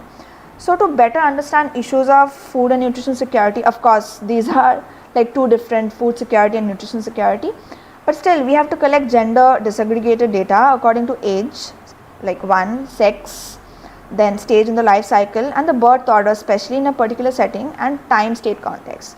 So we also need data on critical factors like availability and affordability at like the individual level as well as the household level. Unfortunately, such holistic data is not available in micro settings, barring a few studies here and there. But in the case of women especially as well as men, you also have to collect the data according to seasons, keeping in mind especially the working patterns. So like working patterns of men and women, especially in the rural setup. So this points to the need for robust data collection at both the macro and micro levels. But then here comes the existence of the importance of a girl in the society, where her ability to reproduce is the only concern for her nutrition. Like for the demographic factor on the other hand is variable. It can be caste, class, region, like even urban and rural, like everything. Regions, for example, Eastern India versus South India versus like Western India, or like across the country. However, age as well as the stages in the life cycle is to be considered, and we often tend to assume a lot of things. So these are typically the areas where we are not aware of honestly. And when we talk about region, we should not forget about the accessibility part. Accessibility to not only nutrition but also natural resources. Hence we need to realize that our exact physical location means a lot, like a really lot. And mostly a mother's age at marriage and mother's education is another concern. Our data, the Global Nutrition Report says that 33% of women are married before the age of 18, and a large proportion of them are pregnant before the age of 18 itself. So also when we substantiate the same and refer to the report, we see that mothers who are educated at least till the 10th standard, the nutrition of their children are better. Then comes another very important indicator which caters to malnutrition is birth order. So the first born, irrespective of the sex, is quite well nourished, and this is something we find in general, unless the parents are very poor who cannot cater to basic food intake. This is generally we find that the firstborn is always more or less well nourished. Now suppose the firstborn is a girl, invariably the secondborn, irrespective of gender, will be less nourished, right, than the first. Now this continues until the woman gives birth to a boy, and in the entire process the mother's nutrition is quite poor, especially if she has given birth to 2 or 3 girls from the firstborn order, from the first birth order. Eventually the society thinks that the woman is only capable of producing girls, and hence her nutrition is no longer considered important. Suppose the same woman gives birth to a boy after her 6th child. Now this boy is severely malnourished, right? But just a boy, we see the preference of a boy child is prevalent even today. So from the time the boy is born, he is stuffed unnecessarily, which may or may not have nutrition at all, stuffed food. So these are typically some anthropological practices we actually see which happens in today's time. And a woman's work is always invisible. No matter of how much work she does, nobody considers her work to be something important or something where she might need a nutritious diet. Also, we take the dietary intake into consideration, including the minimum dietary requirements or the recommended daily dose. It does not really cater to the nutrition at all. So taking another example, I would say that generally speaking, all women are anemic. Even I am anemic. So cutting across caste, class and regions across India, rather even Asia honestly. However, in most of the tribal regions of this country, scheduled caste and tribes suffer from sickle cell anemia, and it coexists with normal anemia. And I think it is very important to distinguish or identify victims of sickle cell anemia, because the treatment for anemia often worsens the condition. Despite existence of technology to identify sickle cell disease, except for the state of Kerala of course, where there is no concerted effort by the state to identify SCD. But if we, by contrast, we see that in the US, if a child is born, it is mandatory to screen her or him for SCD. And honestly, I cannot really understand why this cannot be done here in India, where 98% births are institutionally delivered in India. So then we often do not find enough data, right? And have we honestly ever tried to find answers? That's a major question which I often have. Why aren't we investing on collecting gender disaggregated data? As Dr. Soumya Swaminathan, who is WHO's research director, said that our institutions are very patriarchal. Starting at the fourth, she stated this at the 4th Women Leaders in Global Health Conference 2020, and she said that it is more difficult for women researchers to get their grants approved. Significantly, a smaller portion of research grants go to women, and women also have difficulties in getting their results published. And if you are from developing countries in journals, because of especially it's because of the perceived biases. And she even went on to speak of how the pandemic of COVID-19 has brought to the fore several gaps in equal representation of women in decision making, and both national and global bodies constituted to develop a response to health crises in general and COVID-19 in general. So she referred to a study published in the British Medical Journal in October 1, and the author was Kim Robin van Daglen. And the study actually analyzed COVID-19 task forces and expert committees constituted by 87 countries, and found that 85.2% of 115 identified COVID-19 decision making and expert task forces had mostly men as members, while a mere say 3.5% of these bodies had gender parity. India too performs poorly. It was 2 women and 14 men in its COVID-19 task force, and that is a mere 14.3% of the members are women. So the study argues for a greater representation from the entire gender spectrum, and not just male-female binaries, as well as across ethnic, racial, cultural, geographical and even disability groups. So it also discusses the paradox presented by COVID-19, that while women bear the worst brunt of the socio-economic consequences of the pandemic, they are also missing from the policy bodies. So UN Women's Rapid Assessment Surveys in Asia Pacific to study the gender impact of COVID-19 shows that women in Bangladesh and Pakistan are less likely to receive information about COVID-19 than the men because of the differences in cell phone ownership or even internet access, or for that instance educational attainment at all. So women in Bangladesh had to wait longer to access health services, and it is also more difficult to get medical supplies, honestly, like even hygiene products and food. In Nepal, the stats says that it's 65% women and 59% men. Bangladesh says 83% women and 14% men. And even Philippines has 51% women and 34% men. And a far greater number of women in formal sectors lost their jobs as compared to men. Thus, we do not know what will be the gendered impact on COVID on nutritional outcomes in the households, but we are not even doing anything about it. And due to the market penetrations, several things have happened, like monocropping, sharp reduction in dietary diversity, and availability of junk foods or fast foods in rural areas. So among the malnourished, the majority are SC and ST. And what is the nutritional approach in our country? Policy wise, we need to look into the way how government of India tries to tackle malnutrition, right? But the government has various schemes including subsidized cereals as well, and even Anganwadi midday meals. However, honestly, the lockdown due to COVID-19 has impacted all of them. So there are supply side problems and leakages in all the schemes which needs to be understood and plugged in.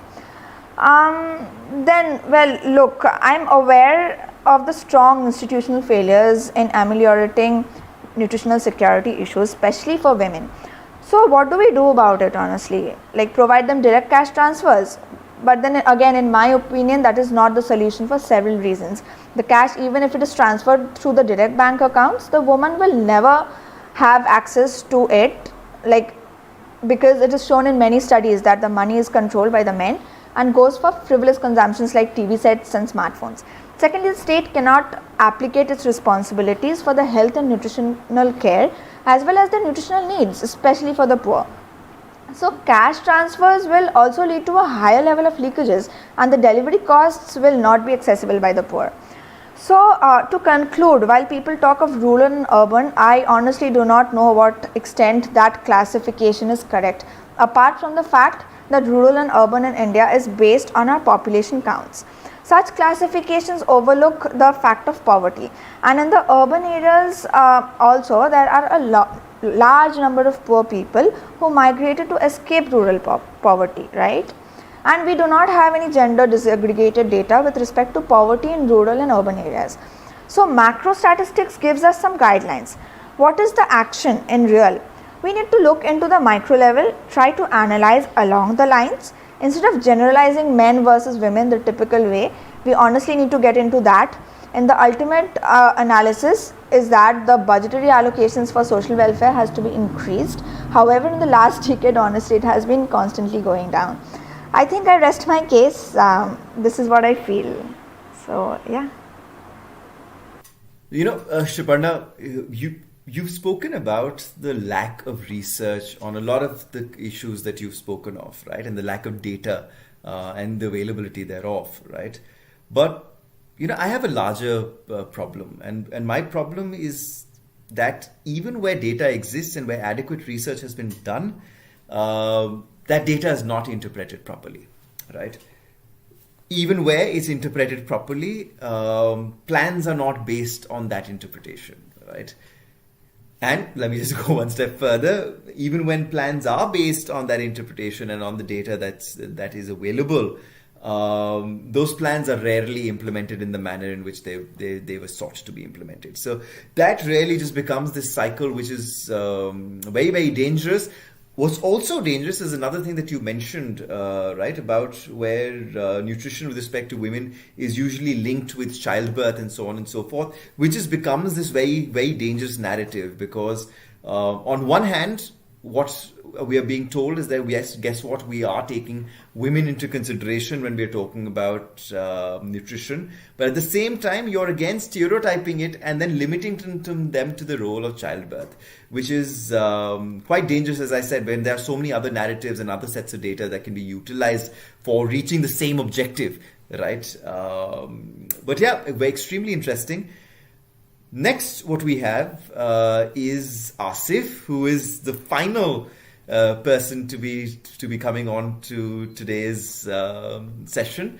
Before we move on to tomorrow and all of that and all the exciting talks that we've got lined up for there, the one thing about Asif that I would want to tell everyone before we bring him on is that right throughout this entire journey of the project, right? So I'd say from about April onwards, when we actually started interacting with everyone more actively, Asif has always tried to find ways in which he can take our conversations to more and more people around him, right? Whether those are the people who are living with him, people in his village, people in where he's living here in Delhi, all throughout. And that, I think, is just absolutely incredible. So Asif, again, as always, looking forward to hearing what you have to say. I will start with the Islamic way of greeting. Assalamu alaikum wa rahmatullahi wa barakatuhu. My name is Asif Ali and I am here to speak about education, particularly gaps of education या loopholes of education. अगर हम education के curve को देखें तो हमें पता चलेगा जो एजुकेशन का कर्व है उसका जो ग्राफ है वो एक इंक्रीजिंग ग्राफ है। मतलब कि किसी सोसाइटी, रीजन या समाज में एजुकेटेड लोगों की संख्या बढ़ रही है। अगर हम एजुकेशन का क्राइम्स रिलेशन देखते हैं तो पता चलता है कि एजुकेशन और क्राइम दोनों इनवर्सली प्रोपोर्शनल है।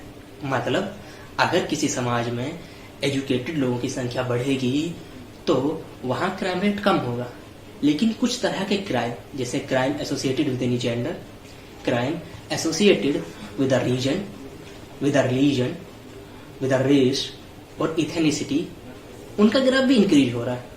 मतलब कि हमारे ही समाज में एजुकेशन का ग्राफ इंक्रीज हो रहा है और उन तरह के क्राइम का ग्राफ इंक्रीज हो रहा है। तो ये चीजें शो करती हैं कि कहीं ना कहीं हमारे एजुकेशन सिस्टम में कुछ ना कुछ प्रॉब्लम है। अगर हमें वो प्रॉब्लम देखनी है तो सबसे पहले हम हमारे एजुकेशन सिस्टम के जो स्ट्रक्चर है उसको समझते हैं। जब हम हमारे एजुकेशन सिस्टम के स्ट्रक्चर को देखेंगे तो पता चलेगा कि दो तरह का एजुकेशन सिस्टम है, एक है कोएड, एक है सेम जेंडर का। दोनों के अपने अपने फायदे हैं, अपने अपने नुकसान हैं। लेकिन अगर हम को एजुकेशन का सिस्टम देखें तो देखेंगे कि को एजुकेशन इस दुनिया में बहुत तेजी से बढ़ रहा है, जबकि सेम जेंडर का जो रेशो है या सेम जेंडर के एजुकेशन इंस्टीट्यूट्स हैं उनका रेशो कम हो रहा है। को एजुकेशन के जो एडवोकेट्स हैं वो कहते हैं कि हम अपने बच्चों को इस दुनिया का जो एक मिरर है वो दे देते हैं उनकी बचपन की लाइफ में या उनकी स्टार्टिंग में। जब वो बच्चे अपनी प्रोफेशनल लाइफ में जाते हैं तो उन्हें बहुत ज्यादा हेल्प मिलती है और वो एक अच्छे प्रोफेशनल बनते हैं, एक अच्छे ह्यूमन बीइंग बनते हैं। उनकी बात ठीक है, लेकिन इतनी बहुत सारी रिसर्च हुई है जो ये कहती हैं कि इस चीज को छोड़कर, जो ये रियल वर्ल्ड वाली चीज है, इस चीज को छोड़कर जो सेम जेंडर के स्कूल हैं वो बहुत अच्छा परफॉर्म करते हैं को-एड से। तो ये तो क्लियर है कि को-एड में और सेम जेंडर के स्कूल में सिर्फ एक चीज का फासला है। अगर मैं वो चीज सेम जेंडर के स्कूल को दे दूं तो चीज खत्म हो जाएगी और क्लियरली हमारे सामने आ जाएगा कि जो सेम जेंडर के स्कूल हैं उनका जो या वो ज्यादा बेहतर है को-एड से। वो है रियल वर्ल्ड। बिल्कुल हम सेम जेंडर के स्कूल में भी रियल वर्ल्ड की सिचुएशन अप्लाई कर सकते हैं। कैसे? मैं ये नहीं कहता कि लड़कियों के लिए अलग स्कूल बनाओ, लड़कों के लिए अलग स्कूल बनाओ, बिल्कुल नहीं कह रहा। सिर्फ आप उनकी क्लासेस सेग्रीगेट कर दीजिए ताकि उनका एकेडमिक एक्सेल हो सके। अब हमें देनी है उन्हें रियल वर्ल्ड की सिचुएशंस, उन्हें इंट्रोड्यूस कराना है कि आप रियल वर्ल्ड में अपने अपोजिट जेंडर से कैसे बात करोगे या जब आप अपनी प्रोफेशनल लाइफ में जाओगे। तो उसके लिए हमारे पास सीसी एक्टिविटीज होती हैं, एक्स्ट्रा करिकुलर एक्टिविटीज होती हैं। उनमें आप बॉयज वर्सेज बॉयज कराओ, बॉयज वर्सेज गर्ल कराओ या boys plus girls versus boys plus girls कराओ। वो चीजें लड़के और लड़कियों को दोनों को रियल वर्ल्ड की सिचुएशन को फेस करने में मदद मिलेगी, जो कि बाद में वो अपनी प्रोफेशनल लाइफ में देखेंगे। इसका दूसरा फायदा क्या हो सकता है? मैं इंडिया का रहने वाला हूं। इंडिया के लोग रिलीजन में और कल्चर में बहुत ज्यादा विश्वास रखते हैं। मैं ये नहीं कह रहा कि और देश के लोग नहीं रखते हैं। मैं इंडिया से हूं, इंडिया को जानता हूं, इसलिए इंडिया का एग्जांपल दे रहा हूं। इसकी वजह से क्या हुआ, हमारे यहाँ लड़कियों की जो एजुकेशन है वो कम हुई, मतलब कि जो लड़कियां थी एजुकेशन में वो उनका जो पार्टिसिपेशन रहा है वो कम हुआ है इन कंपैरिजन टू बॉयज। जब पेरेंट्स को ये पता चलेगा कि, और पेरेंट्स इसलिए नहीं पढ़ाते कि वो कहते हैं कि नहीं मेरी लड़की अगर लड़कों के साथ पढ़ेगी तो बिगड़ जाएगी, ये हो जाएगा, दिस एंड दैट। नहीं, जब हम उन्हें ये कहेंगे कि आपकी लड़की सिर्फ लड़कियों के साथ पढ़ेगी तो ऑब्वियसली इंडिया में लड़कियों की पढ़ने की संख्या ज्यादा होगी, जो at the end of the day women empowerment का काम करेंगे। आज की दुनिया में एक सॉफ्ट पॉइंट जो हमें हर कदम हर जगह देखने को मिलेगा, और भी बहुत सारी बुराइयां हैं। जब हम जेंडर्स को सेग्रीगेट कर देंगे तो ऑब्वियसली वो रुकेंगी, एंड यू ऑल नो कि वो बुराइयां क्या हैं, किस तरह फैलती हैं और किस तरह आगे किसी व्यक्ति विशेष के लाइफ को सेट करती हैं। अब आते हैं दूसरे हमारे एस्पेक्ट की तरफ, वो है रिलीजन की क्राइम एसोसिएटेड विद रिलीजन वो इंक्रीज हो रहे हैं और बहुत तेजी से इंक्रीज हो रहे हैं। उसका एग्जांपल मिडिल ईस्ट हम बर्बाद कर चुके हैं। करंट सिचुएशन करें तो यूरोप की जो हालत हो रही है, वी ऑल नो दैट। हम दूर ही क्यों जाए, अपने पड़ोसी मुल्कों में देख ले क्या हो रहा है क्या नहीं हो रहा, और हम अपने खुद के घर में भी झांक कर देख सकते हैं। विल गेट टू नो कि हम किस सिचुएशन से गुजर रहे हैं। आज इंफॉर्मेशन टेक्नोलॉजी ने इंफॉर्मेशन के दौर में ऐसा रिवॉल्यूशन कर दिया है कि हमारे पास इतनी इंफॉर्मेशन आती है किसी टॉपिक से रिलेटेड, हम यही पता नहीं कर पाते कि क्या गलत है क्या सही है। इस चीज की वजह से बहुत सी चीजों में जो बहुत सी हमारे दिल के अंदर या हमारे मन में किन्हीं चीजों के अंदर बहुत गलत नोशन भर जाते हैं। और रिलीजन एक ऐसी चीज है जिस पर कोई बात नहीं करना चाहता, लेकिन ये लोगों की जिंदगी को बहुत ज्यादा अफेक्ट करती है, इवन दो लोग इसकी वजह से भी जान भी दे देते हैं। अगर जब हम अपने क्लासरूम्स में इंटरफेथ डायलॉग की बात कर रहा हूँ, इसमें मैं रिलीजन तो इंक्लूड करता हूँ, बाकी जो फेथ हैं जैसे सेकुलरिज्म या और वगैरह जो भी और फेथ हैं, या किसी चीज में फेथ ना रखना भी, एथियज्म भी एक फेथ है अकॉर्डिंग टू मी। तो जब हम सभी बच्चों को इसमें इंक्लूड करेंगे कि फेथ पर डिस्कस करो, क्या सही है क्या गलत है, मेरा फेथ सही है क्या तुम्हारा फेथ सही है, या हम दोनों के फेथ में कौन सी कॉमन चीज है। जब लोग इस पर डिस्कस करेंगे तो हम, एक तो है जो फेथ जो हर किसी की जिंदगी को डिसाइड करता है और हमारे जिंदगी के बहुत से फैसलों को डिसाइड करता है, हमें अपना फेथ तो समझने में मदद मिलेगी ही मिलेगी, दूसरे लोगों के फेथ को समझने में मदद मिलेगी, जिसकी वजह से सोसाइटी में पीस तो आएगी ही आएगी, ये कंपलसरी है। उसके अलावा हम सोसाइटी को यूनाइट कर सकते हैं, क्योंकि हमने सोसाइटी को जो हमारे जो फेथ हैं, हमने सोसाइटी को उन सभी फेथ के बारे में बता दिया है, और उसके अलावा लोग कॉमन पॉइंट्स पर कि हाँ ये सभी फेथ ये कहते हैं, एटलीस्ट उन पर तो यूनाइट हो जाएं। इससे हम सोसाइटी को बिल्कुल यूनाइट कर सकते हैं। अभी मैंने जिन दो चीज़ों पर बात की थी, या जो हमारा एग्जिस्टिंग एजुकेशन सिस्टम है, ये सब चीज़ें सिर्फ एजुकेशन का एक बेस बनाती हैं। मेरे अकॉर्डिंग एजुकेशन किसी एक वर्ड में डिफाइन नहीं हो सकता। अगर हम उसे डिफाइन करें तो उसके लिए हमें दो शब्दों की ज़रूरत पड़ेगी, या मिनिमम दो शब्द तो चाहिए। एक तरबियत, दूसरा इल्म। इल्म विदाउट तरबियत इज लाइक कि हम इंसान नहीं जानवर हैं। अब आता है तीसरा चीज, वो है नेशनलिज्म। नेशनलिज्म ने माशाल्लाह से हमें 2 वर्ल्ड वार तो दे ही दिए हैं, वर्ल्ड वार 1 और वर्ल्ड वार 2। बाकी अगर बात करें, मैं खुद इंडिया की बात करूं तो 4 टुकड़े कर दें और भी ज़्यादा। और ये एक ऐसी चीज़ है जो आज की ह्यूमैनिटी के लिए, या हम इस ह्यूमन रेस के लिए आने वाले फ्यूचर में एक बहुत बड़ा खतरा बनकर उभरेगी। और ऐसा नहीं कि चीज़ आसानी से आ गई या अचानक हमें देखने को मिली, ये धीरे धीरे ग्रो हुई है और आज अपने पूरे पेस के साथ हमारे लिए एक खतरा बनकर तैयार खड़ी है, और इसे आसानी से ख़त्म भी नहीं किया जा सकता। सिर्फ अभी तक जो मुझे इसका एक रास्ता लगता है वो है मॉरल एजुकेशन। हम नेशनलिज्म को या कंसेप्ट ऑफ नेशनल स्टेट को ख़त्म कर सकते हैं तो वो है सिर्फ और सिर्फ मॉरल एजुकेशन। लेकिन दोबारा सवाल उठता है, मॉरल एजुकेशन तो हम पढ़ाते हैं बिल्कुल, लेकिन हमें जो हम मॉरल एजुकेशन पढ़ाते हैं उस चीज़ को रिफाइन करना होगा, क्योंकि कंसेप्ट ऑफ जो नेशनलिज्म है वो सिर्फ और सिर्फ वार पर और खून पर बेस्ड है। I think I have made my points clear कि हम जो कुछ छोटे छोटे से लूप होल्स हैं, ये ऐसा नहीं कि हमारे पूरे एजुकेशन सिस्टम में प्रॉब्लम है, नहीं, उसमें कुछ छोटी छोटी कमियां हैं, सिर्फ हमें उन्हें रेक्टिफाई करने की कोशिश करनी पड़ेगी। मैं चाहता हूँ कि वो कमियां हम रेक्टिफाई कर सकें। और जो ये 2-3 कमियां मैंने देखी हैं या आप लोगों के सामने आप लोगों के साथ डिस्कस किया हूँ, ये ऐसे नहीं कि मैं चाहता था इन्हें एक कंसाइज में बता सकता था कि आप ऐसा कीजिए, हम ऐसा करके ऐसा कर सकते हैं, लेकिन क्योंकि हम समाज के साथ डील कर रहे हैं और समाज में हर बार 2+2 4 नहीं होता। एक जगह आपको 2+2 4 मिलेगा, लेकिन वही सेम प्रॉब्लम, वही 2+2 आपको दूसरे समाज में हो सकता है 3 मिले, हो सकता है 8 मिले।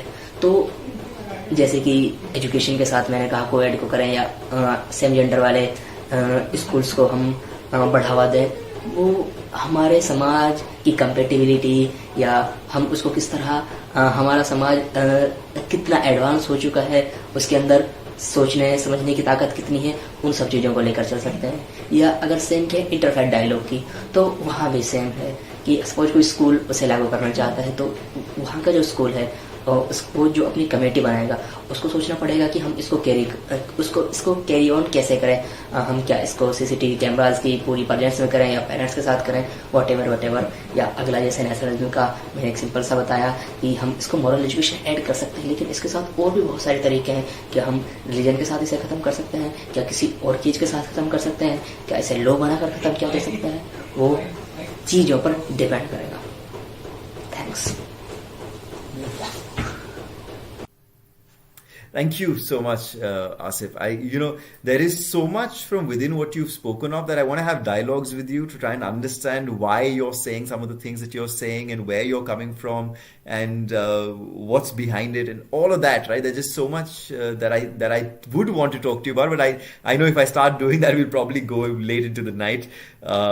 But there is one thing that I do definitely want to pick up on, where you speak about what education should be, right? Where it shouldn't just be about training and about imparting factual information to the students, but also about values and morals and so on and so forth, right? That for me is the real key, because it's something that we keep saying as well, and I keep saying it to everyone that I meet, that it's not just enough to impart knowledge, right? It's also important to try and make the individuals who you're imparting that knowledge to try and understand how to utilize that knowledge, right? What to do with that knowledge, how to interpret it, how to analyze it, and how to put it into action towards something that's actually for the benefit of all of society and all of humanity, right? And that challenge is something that at least we've started here at the FAIR project, is to try and not merely talk about what is right or wrong in the ordinary sense, but as what we keep saying, what is appropriate, right? And for that, we need to have conversations. We need to be able to have the kind of dialogues that we've had today all throughout, right? All of you, everyone who's been on the feed today, talking about the various issues that you feel so passionately about.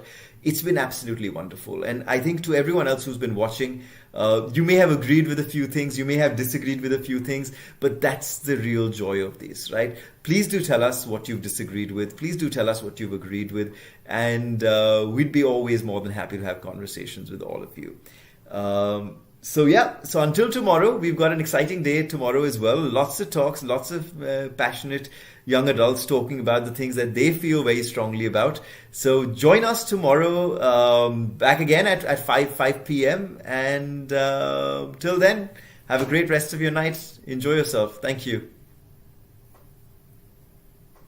Your package